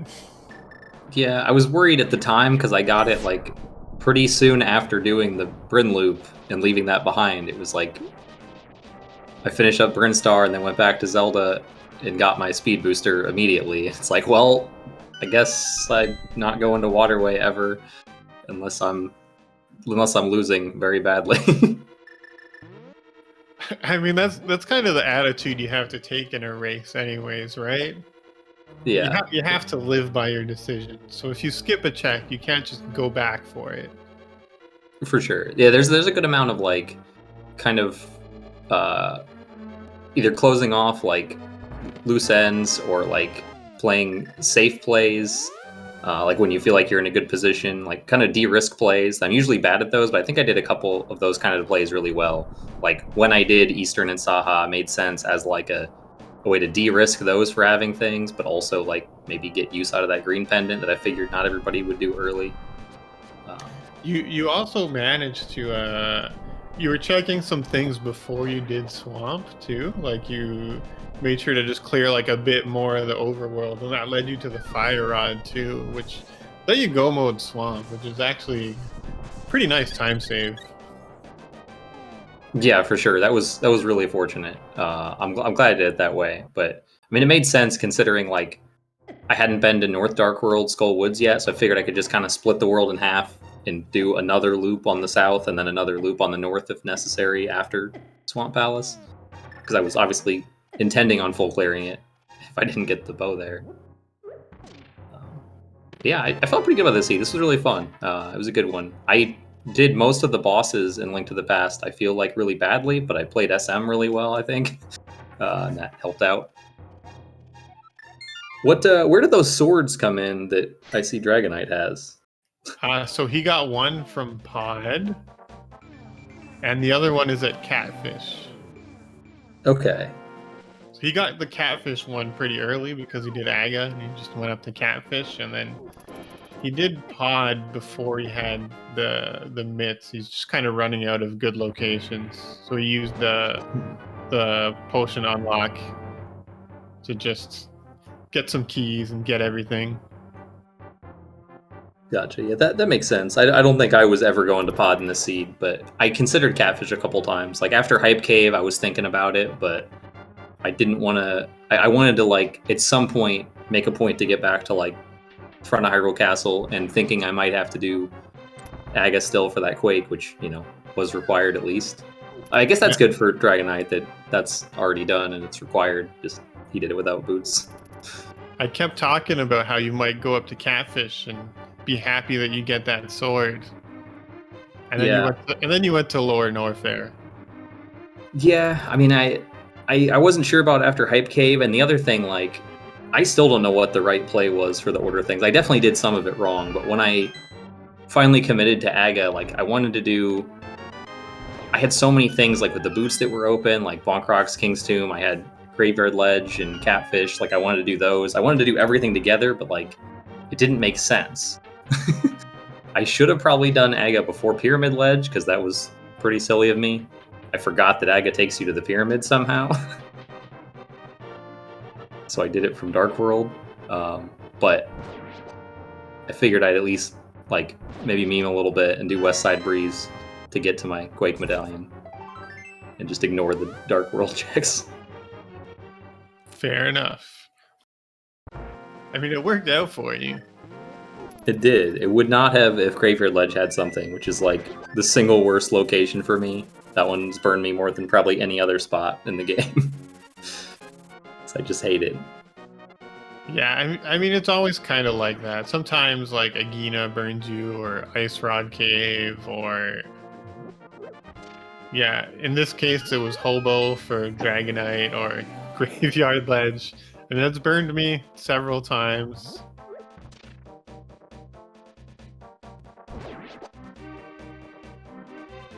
It's always like what you choose to skip and what you choose to save for later.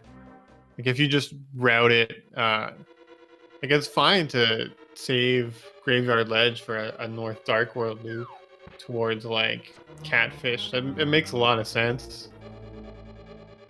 Mm-hmm.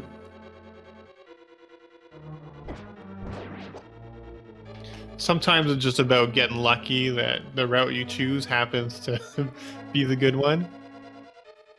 But other than that, it's just about being efficient and choosing a route and kind of sticking to it.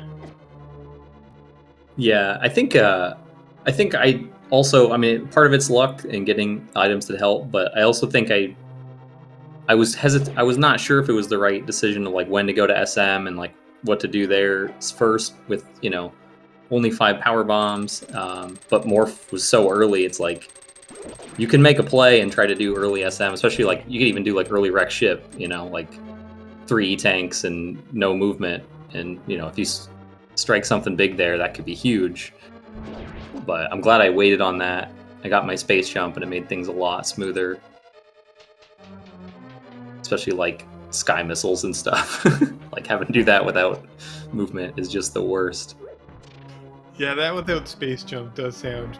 It is pretty terrible having to ride those platforms. I think a lot of the times if you don't have space jump or like speed, it just doesn't get done. Yeah, I mean high jump you can like, there's that really tough wall jump off the side of the trippers you can do, but yeah, with no high jump you're just waiting.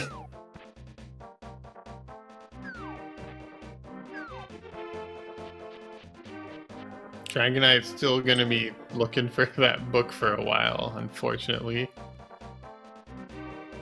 And that's too bad. I don't know when he's gonna go back for it. Well, eventually.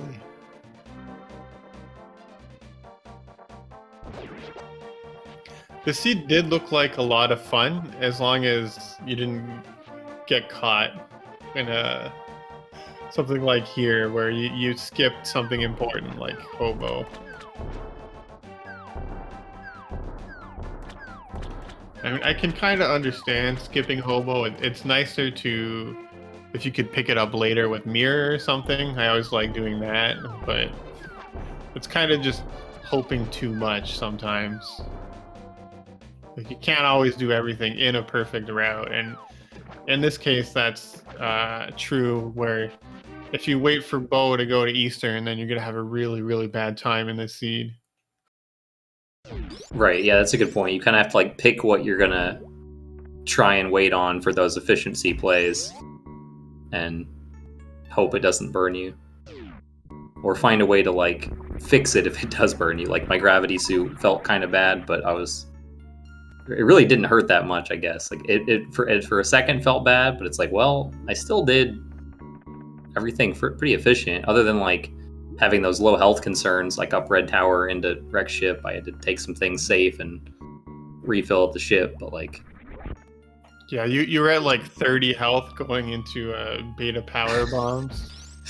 Yeah, I was a little bit scared, but I was like, it's fine, you know, you stay on the bottom, it's okay. But I know I've accidentally like bomb jumped, died. Mm. Yeah, I was more worried about the zeros coming out of Alpha Peeps, or the File Plumes even. I don't know how much either of those do, but it seemed like it was pretty scary. So I just took it slow and safe. Yeah, that's fair. That's a good way to go about it.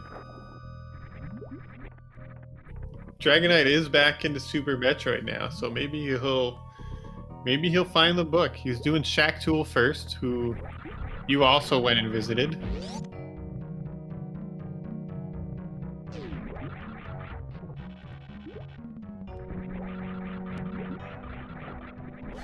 You played really well though, like especially like the Ganon fight at the end. I thought you did really well. Yeah, thanks. I was pleased with that too. The Master Sword isn't my best, and I had some trouble on a few other boss fights with Master Sword. But my Argus was pretty slow. I felt like, and my Trinex was really bad. I think, but I did have a good game, and I had some really good SM bosses too. Like, I had a better Ridley than I've been having in all my GT Classic runs. Yeah, with yeah, basically the same loadout.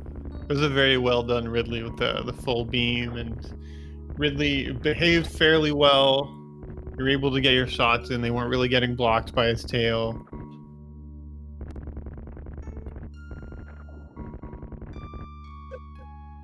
But yeah, I don't think I have anything else to say unless you have anything else to ask. How did you feel good now?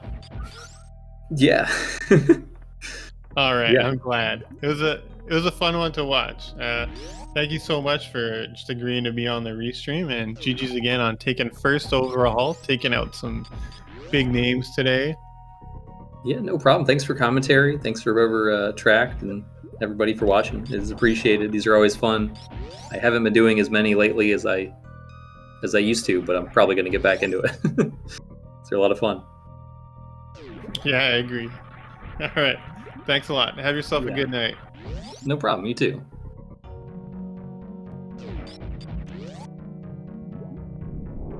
All right. So Dragonite's going to go up here and check his plasma, which I think was nothing. Do we see Ace in the next championship? Question in chat. I don't know when the next tournament's going to be. Ace is definitely a very good player, though.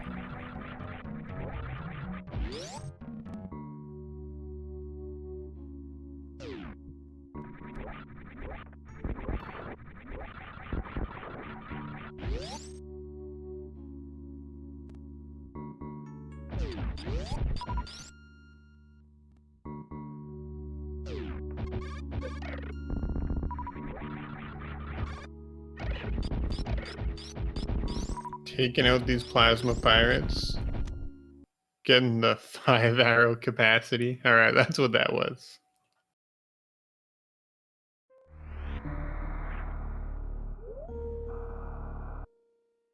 Alright, so he's going back into SM here.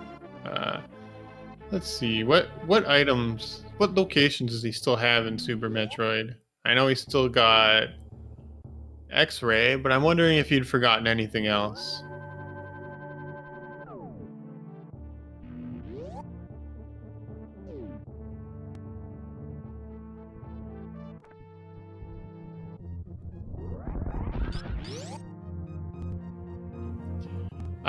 Dragonite did do Waterway because he got Speed for his first way through. Speed was at the bottle vendor. Just Ace didn't have it because he didn't have the money to buy it at the time.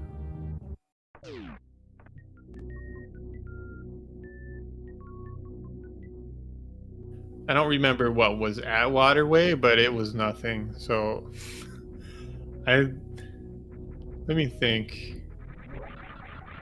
Yeah, this has gotta be a last location. Last location, book at X-Ray.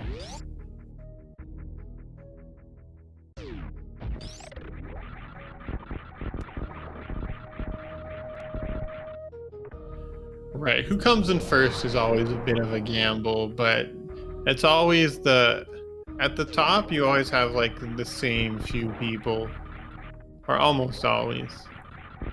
So there is a lot of skill in this as well. It's not just routing luck.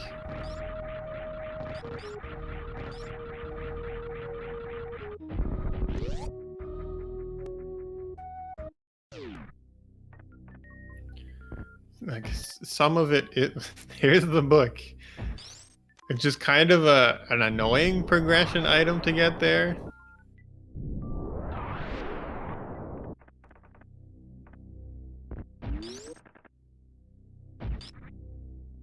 You don't really want to get a fetch quest as your progression. It's probably hoping there was like boots.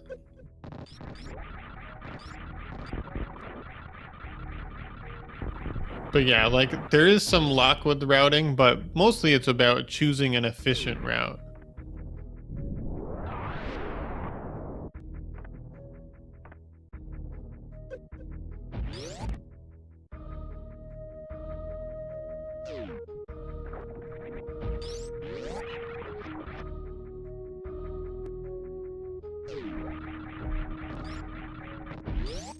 All right, so it looks like Dragonite's going to be going to the Ether Tablet first because he's going down to the Death Mountain here.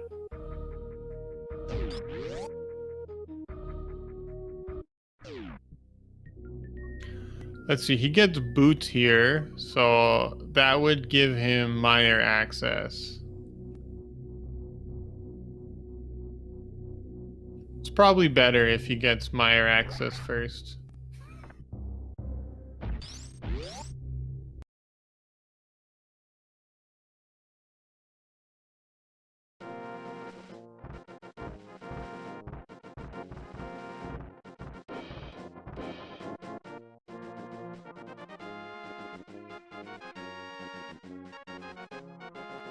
This has been a rough seed, though. There's still only 3 people who have finished.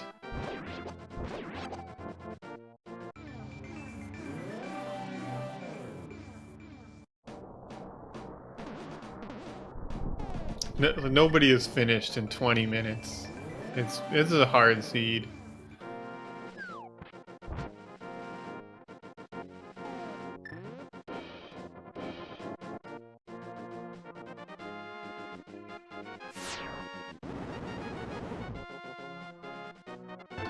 Alright, so Dragonite getting the boots. Bonking his head in frustration.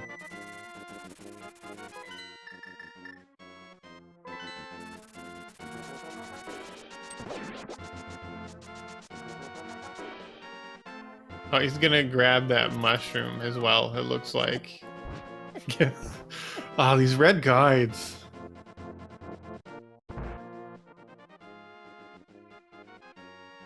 Killing Aga makes the game less fun. It's less fun to play when the red guards are running at you while you try to dash.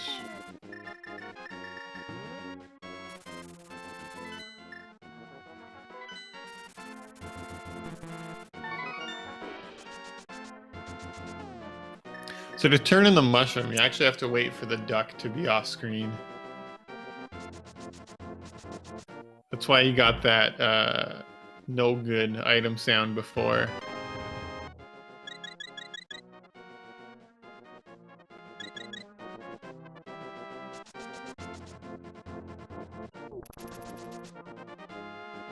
I don't know why it's programmed like that, but it is. Okay, and it looks like he's gonna be doing the boots checks here.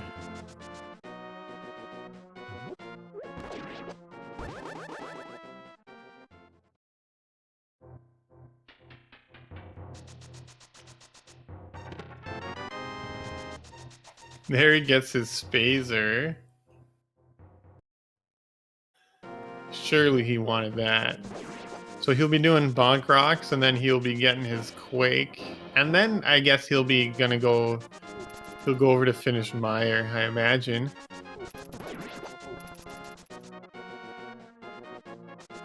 So funny that both tablets... Oh, there's 8 bombs in that tree. How many people is that news to? It might only be post-Aga, though, that it drops 8 bombs. Because I know killing Aga changes some stuff. Techno does know about Quake. He's off to go get it. Techno, aka Dragonite.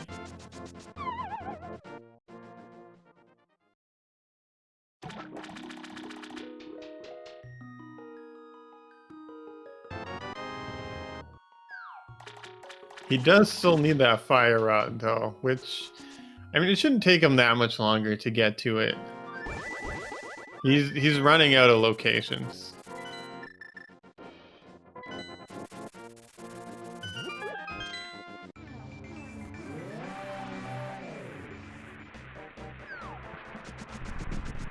I just hope he doesn't go to Skull Woods.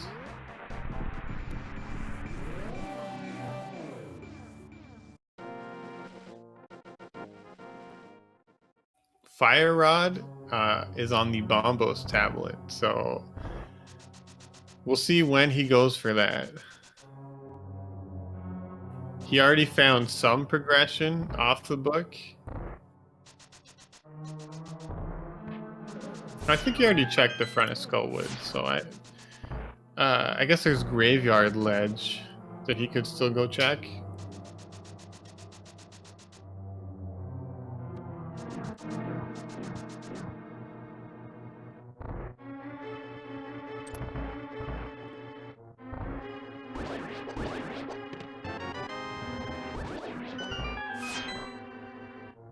Yeah, if Fire Rod isn't the last location for him, it almost is.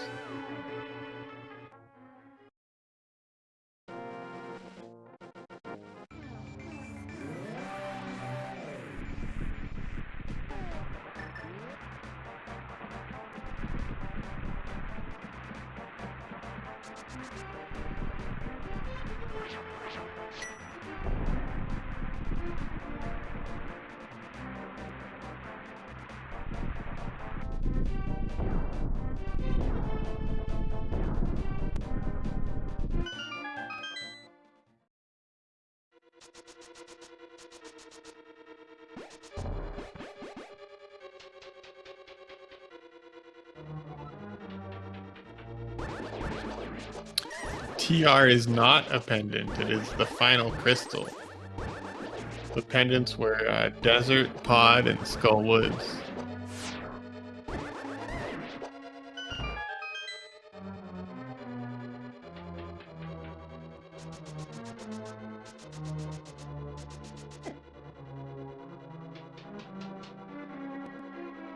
So he does need that fire rod.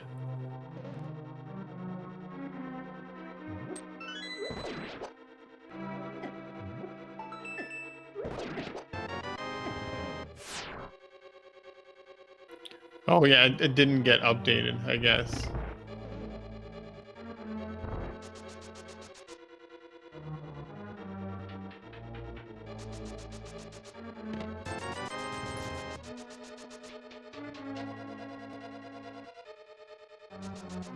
Alright, so I think that was just like rupees or something in that chest.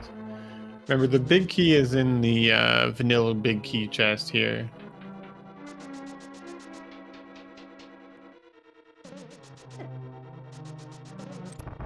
I'm interested to see Dragonite's collection rate.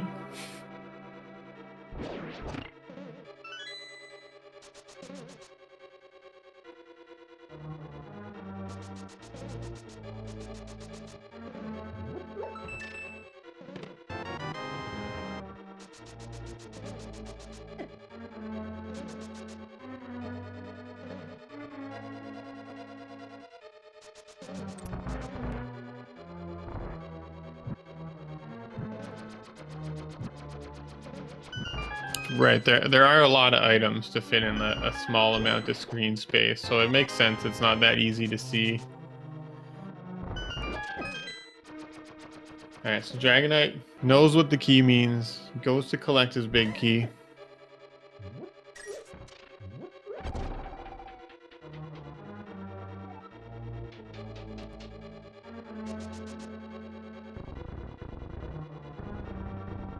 And he's gotten both items too, so he'll be going just right to the boss after this.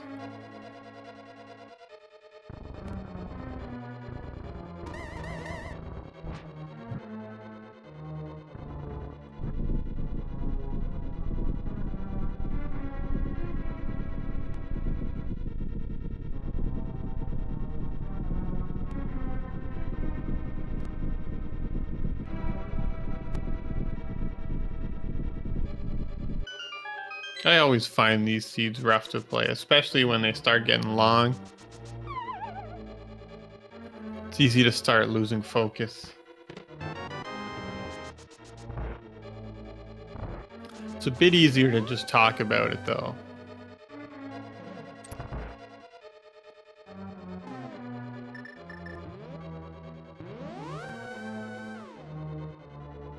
And he does have that those silver arrows for the Vitreous fight, so this should be a quick boss fight when he gets there.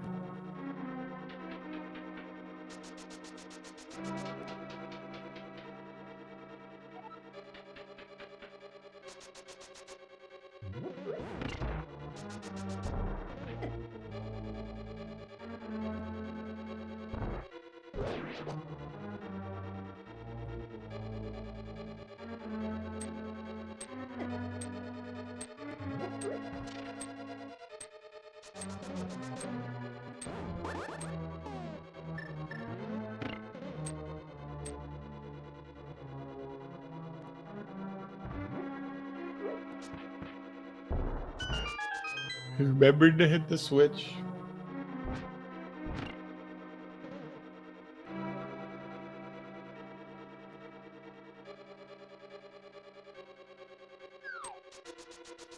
I know sometimes I've forgotten to hit the switch. Usually it's if you're coming back into the dungeon.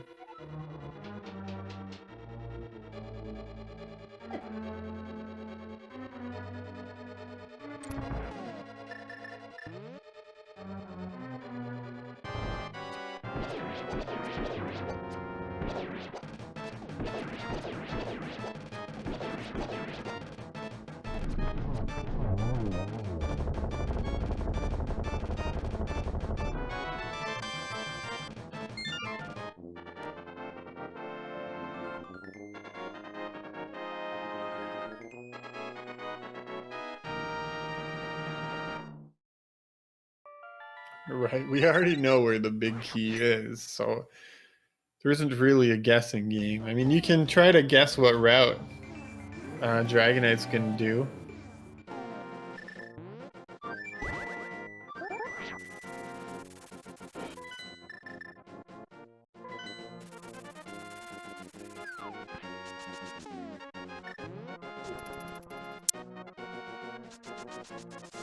Then the question becomes, is it going to be chest 4 or 6 or 11 or 10?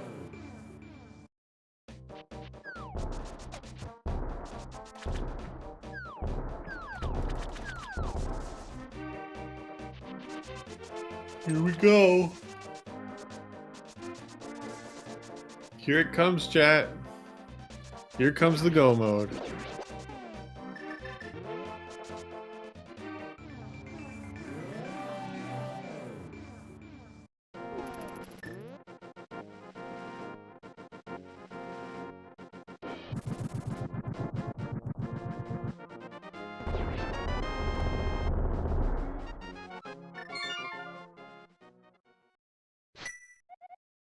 Alright, so he gets the fire rod, immediately saves and quits, up to Turtle Rock.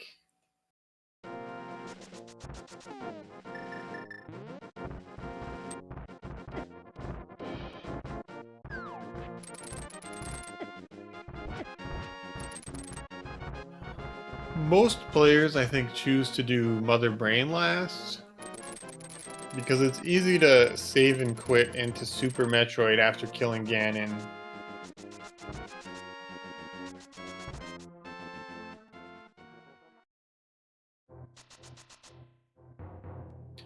I think it just routes a little bit better to do it like that. Well, some players will kill Mother Brain first, and then you take the portal, and then you would have to go climb Death Mountain.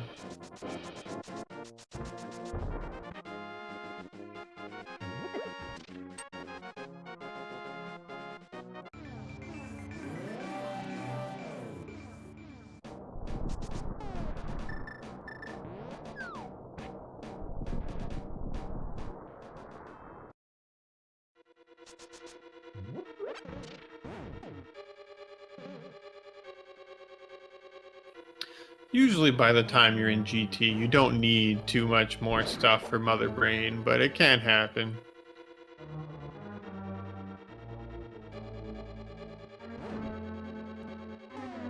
Alright, Dragonite going over here, gonna get him some keys.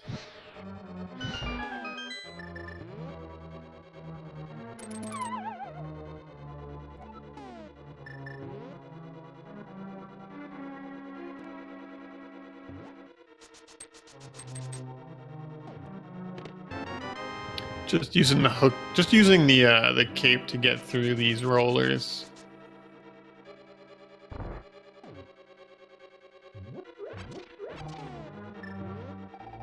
It's a pretty good way to avoid getting hit. That Barry was trying to knock him off though.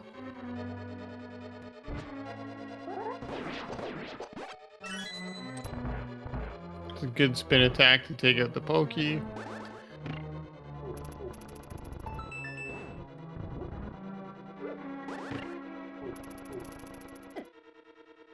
Chain Chomp's kind of getting in his way a little bit, blocking off the chest.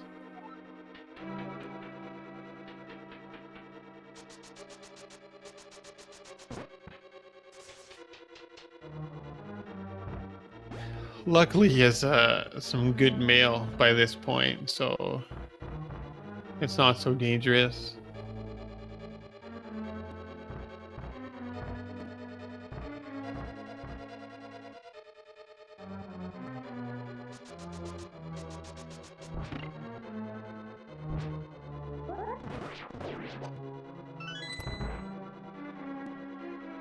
I do like the Dratini bunny sprite.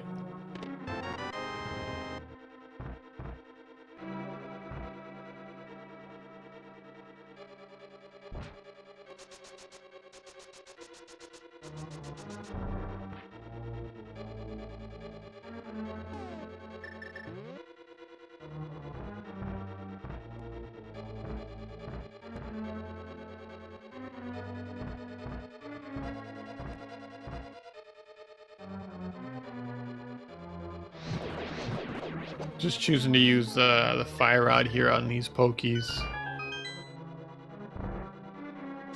I mean, it makes sense. It gets them in one hit. You have half magic.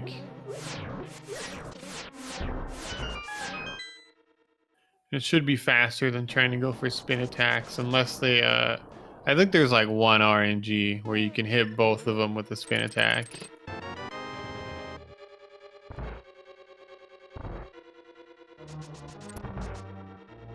It's a nice key dash into the boss door, though. Or big key door, because there's no boss yet.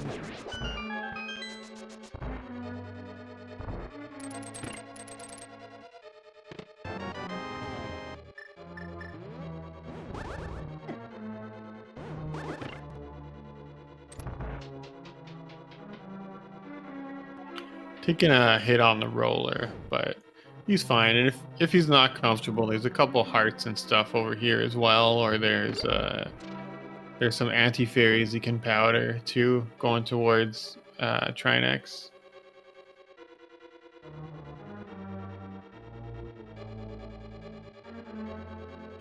But with the butter sword, it should be a pretty quick fight. I think it's 3 slashes per head. Oh, he does miss the dash skip a little bit, but it is an immediate key, so he can just go.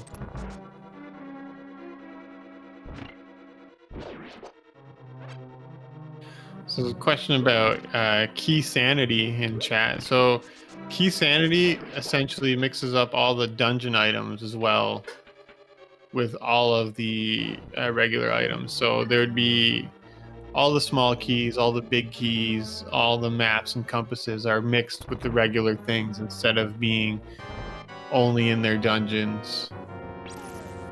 And then it is also added to Super Metroid as well. So there is a Super Metroid or SMZ3 key sanity where they've kind of where they added like key cards that let you that you need to open specific doors or to fight bosses. So it's to kind of encourage having to go back and forth between the two games.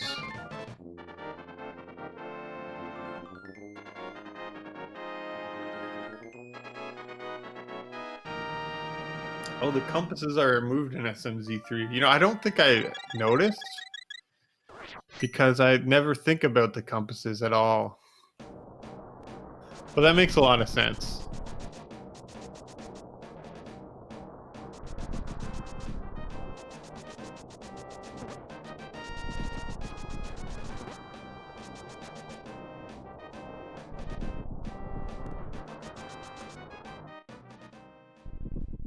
Yeah, these races are always a lot of fun to watch.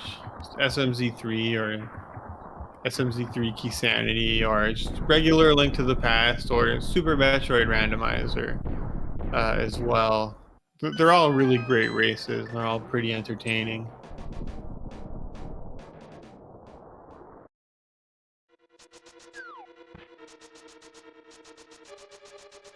Scoopula, thank you for the raid. So we have Dragonite just going into GT now, right after he kind of last locationed like 2 or 3 things. He last locationed Mitts, and then he last locationed maybe Gravity, and then last locationed Book, and he last locationed Fire Rod.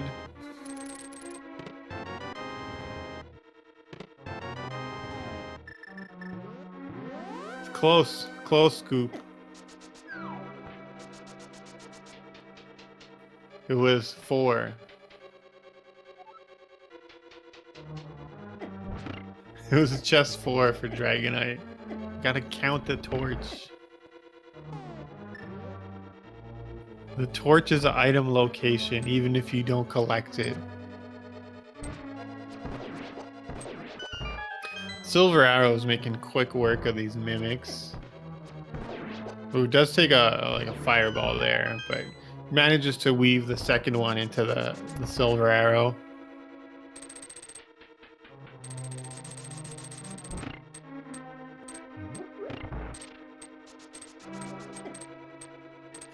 Almost manages to skip the spikes there. Just a tiny bit too slow. See if he decides he wants some safeties from the safety room. No, he's just going for it. Red Mail, Butter Sword, Fire Rod, Half Magic. It's gonna make quick work of the gauntlet here.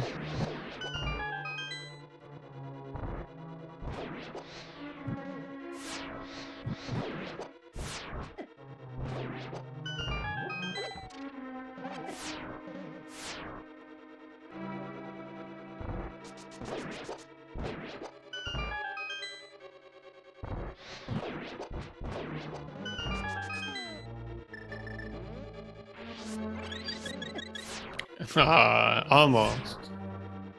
He tried to get that fairy.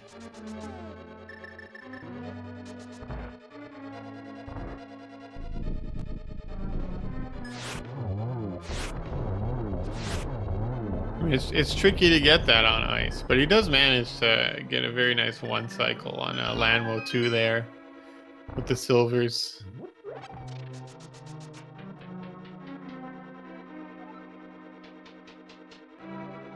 It's the last part of the climb now.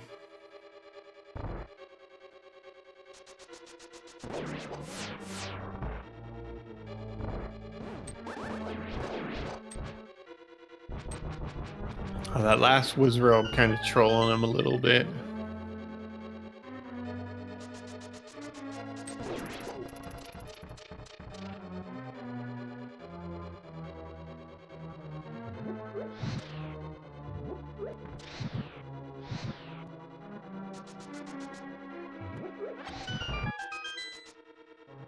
Clean Torch's room.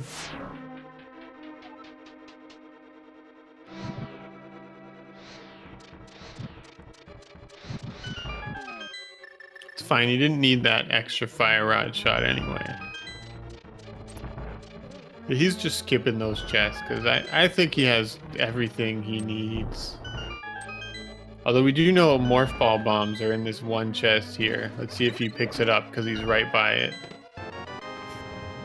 And he does.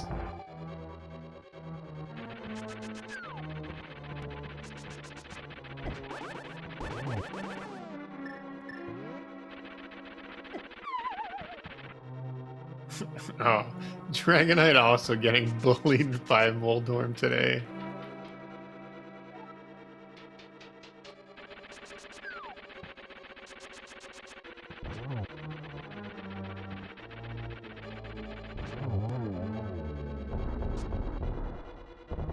So both our runners on Restream taking a fall to Moldorm 2. Dragonite does grab that E-Tank out of that chest.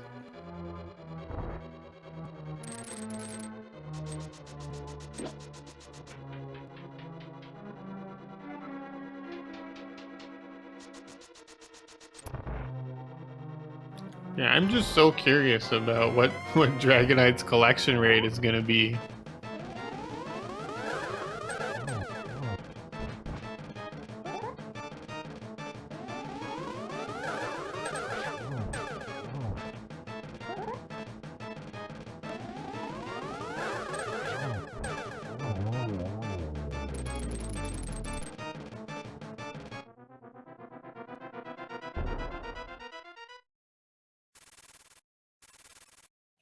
Does manage to take down Agatu pretty quickly.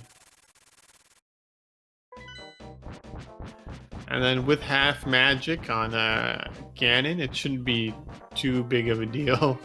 I guess 287. There are a lot of plain sight items I assume he didn't pick up. So I'm gonna guess like 260.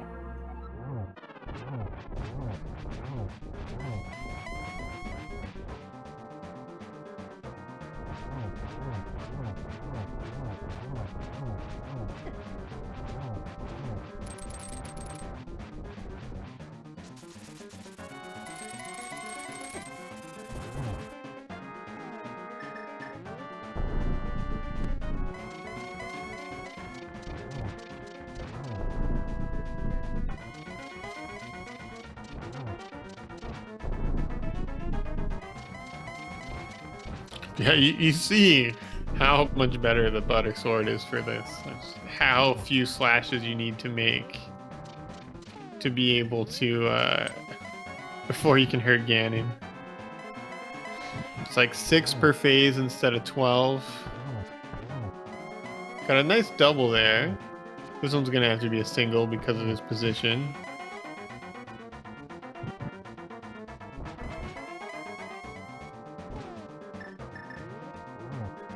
Didn't quite reach in time to get the silver at the bottom, but he gets him in the top corner there. Alright, so get your 1G in chat. 1G in chat for Dragonite. Finishing off Ganon.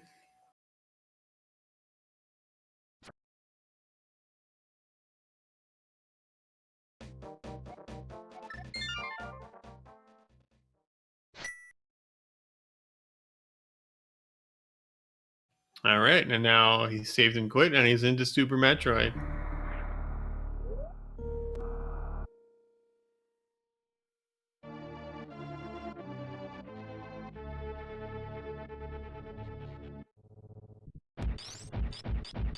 So he's got more than enough of everything.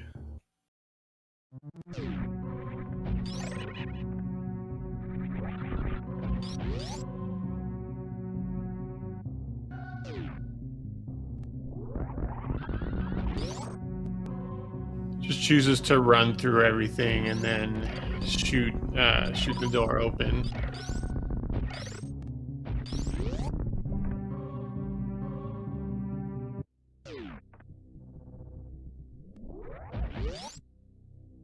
Right, and then down the elevator he's going at about 46. And we'll see how these Metroid rooms treat him. I mean, the drops don't really matter for him at this point with these beams. We'll see what kind of strategies he chooses. Yeah, the good old safe freeze them all.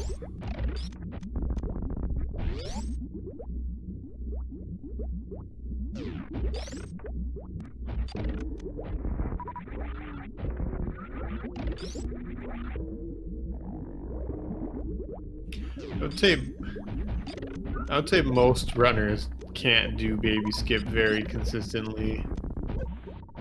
But it'd be exciting if he gets it.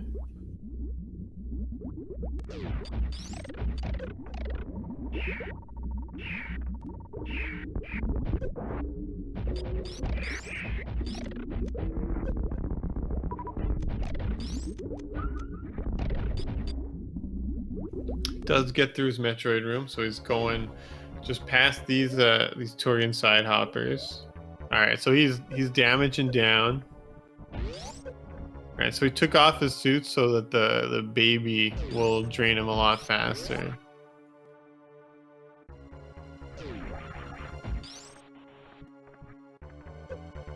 Just hopefully he doesn't kill himself on it.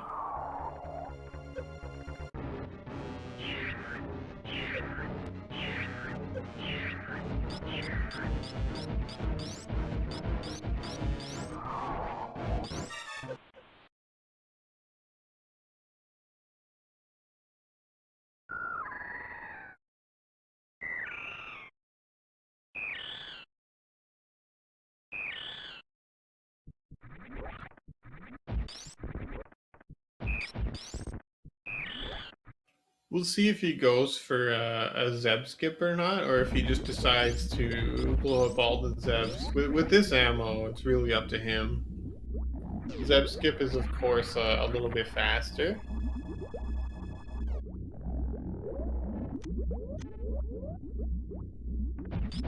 Putting his suits back on. He's leaving screw attack on. So he won't be going for the regular spin jump Zeb skip. It's possible he could do the spring ball Zeb skip at the second Zebitite.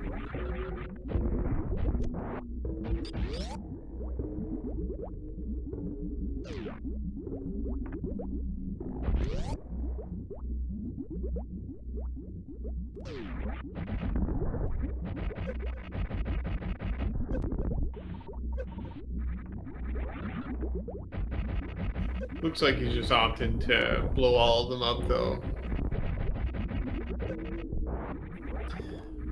Well, the spring ball skip at the second Zebitite, it works kind of like the first one, where you gotta freeze the Rinka in position, and then you can just kind of use the spring ball to jump through. Whereas on the first Zebitite, you have to either use a spin jump or you can down back.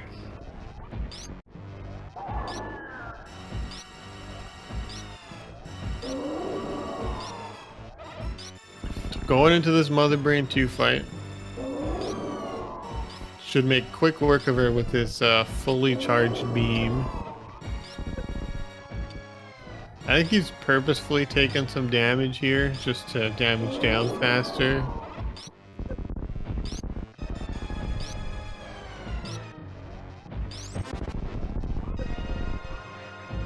Does get clipped by that ketchup there. Looks like he... Alright, so Mother Brain going into Rainbow Beam here. Yeah, so Dragonite does choose to forego stand up.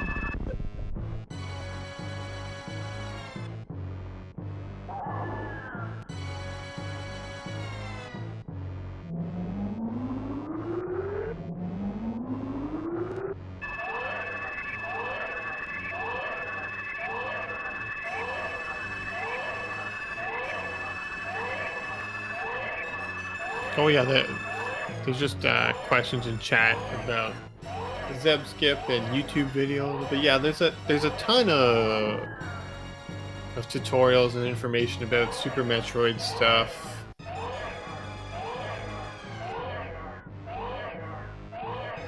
You can find most of it on YouTube.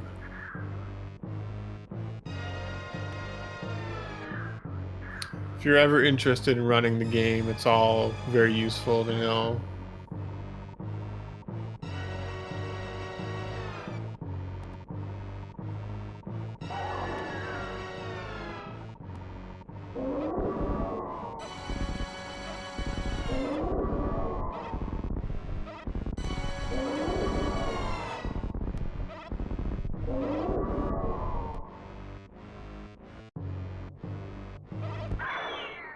Oh no, the baby.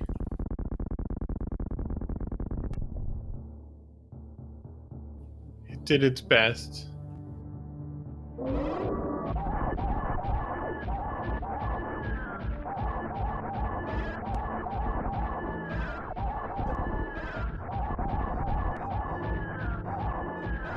Alright, so Dragonite is choosing to get up close and personal with Mother Brain here.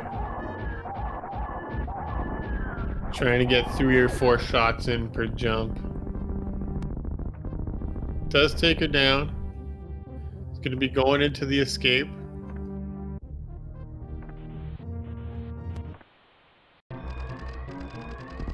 So just a few rooms and some steam are between Dragonite and freedom.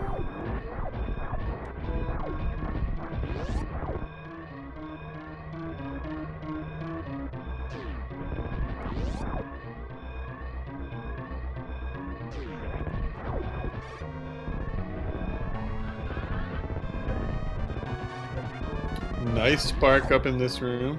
Doesn't get the spin jump out the door, so he's gonna have to land on this platform.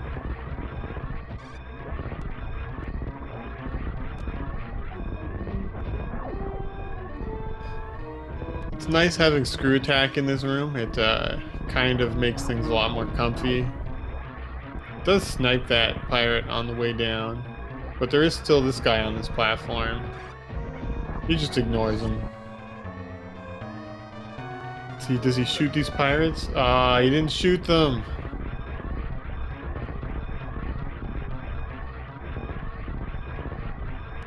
If you don't land cleanly on that ledge, you won't have enough run speed to have the blue suit and just run through the pirates.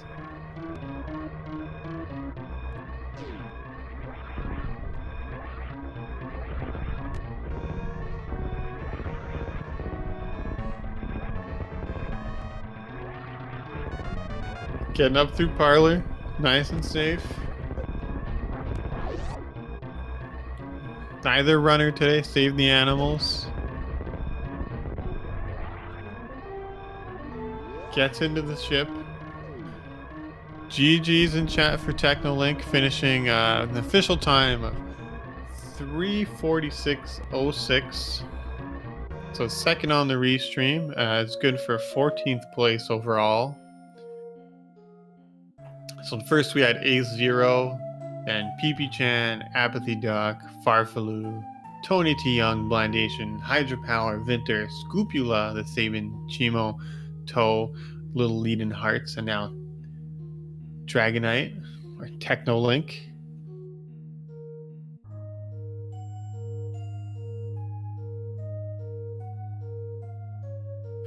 It was a pretty rough seed. I think he last location's just about everything. See if he comes in for an interview.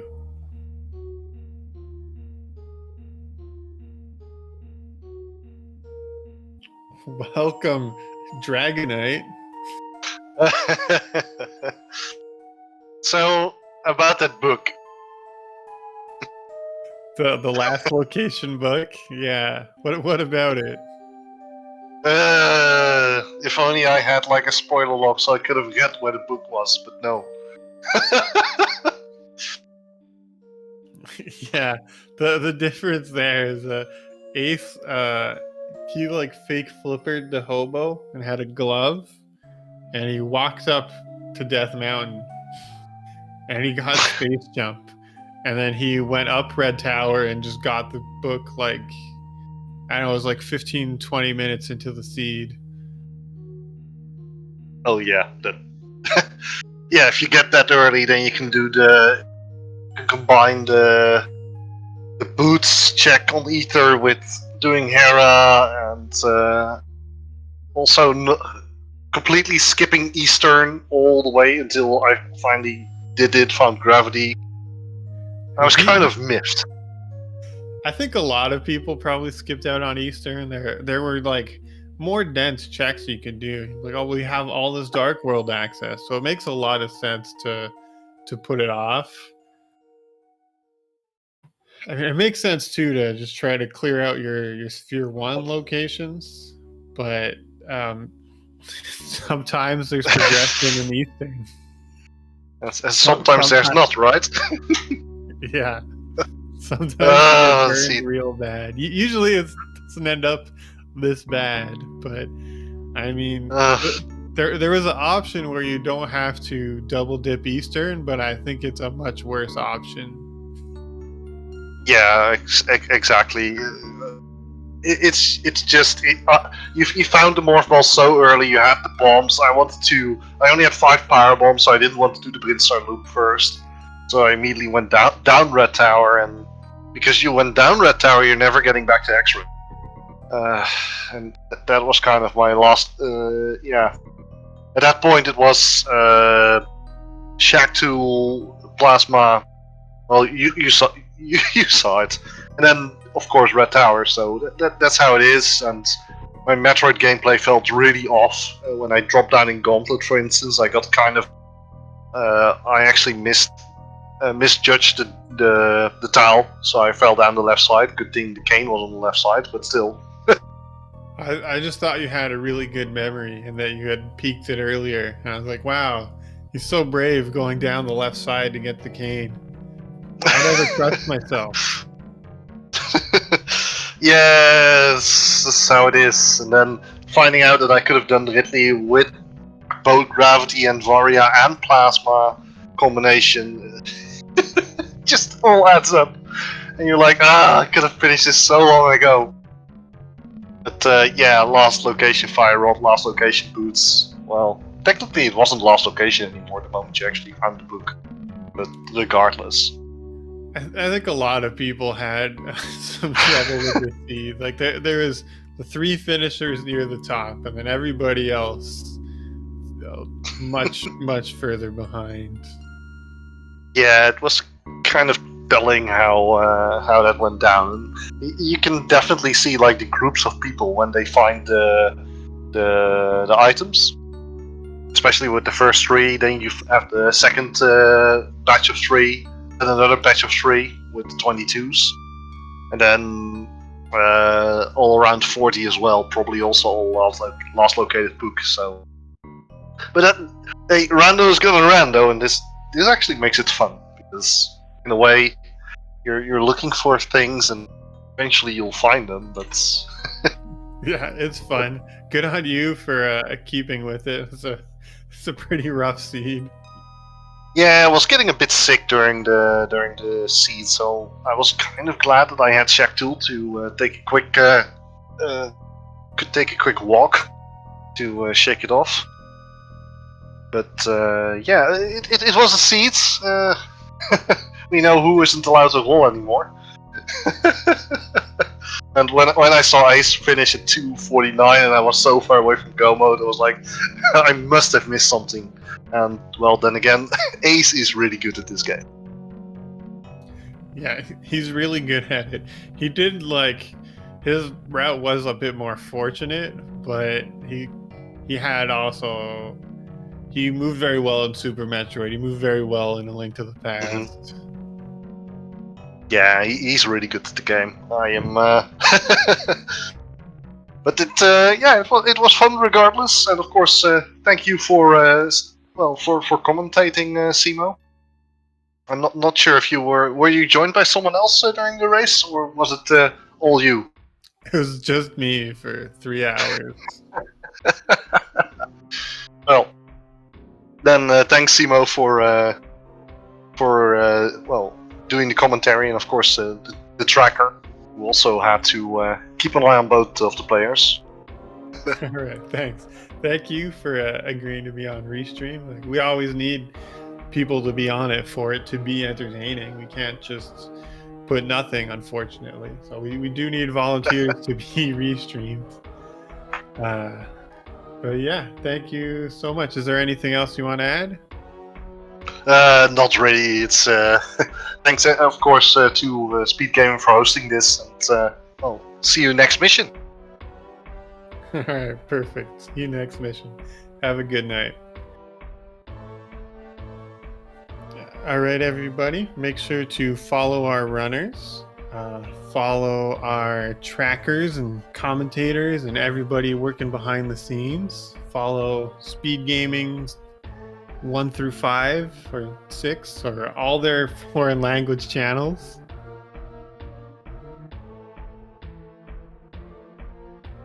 But yeah, I appreciate chat for hanging out, watching the seed. It was a lot of fun doing commentary for this. And shout outs to Mad Ewok Herd for sticking with me and doing all the tracking. I know there's a lot of stuff to track, and these last a really long time.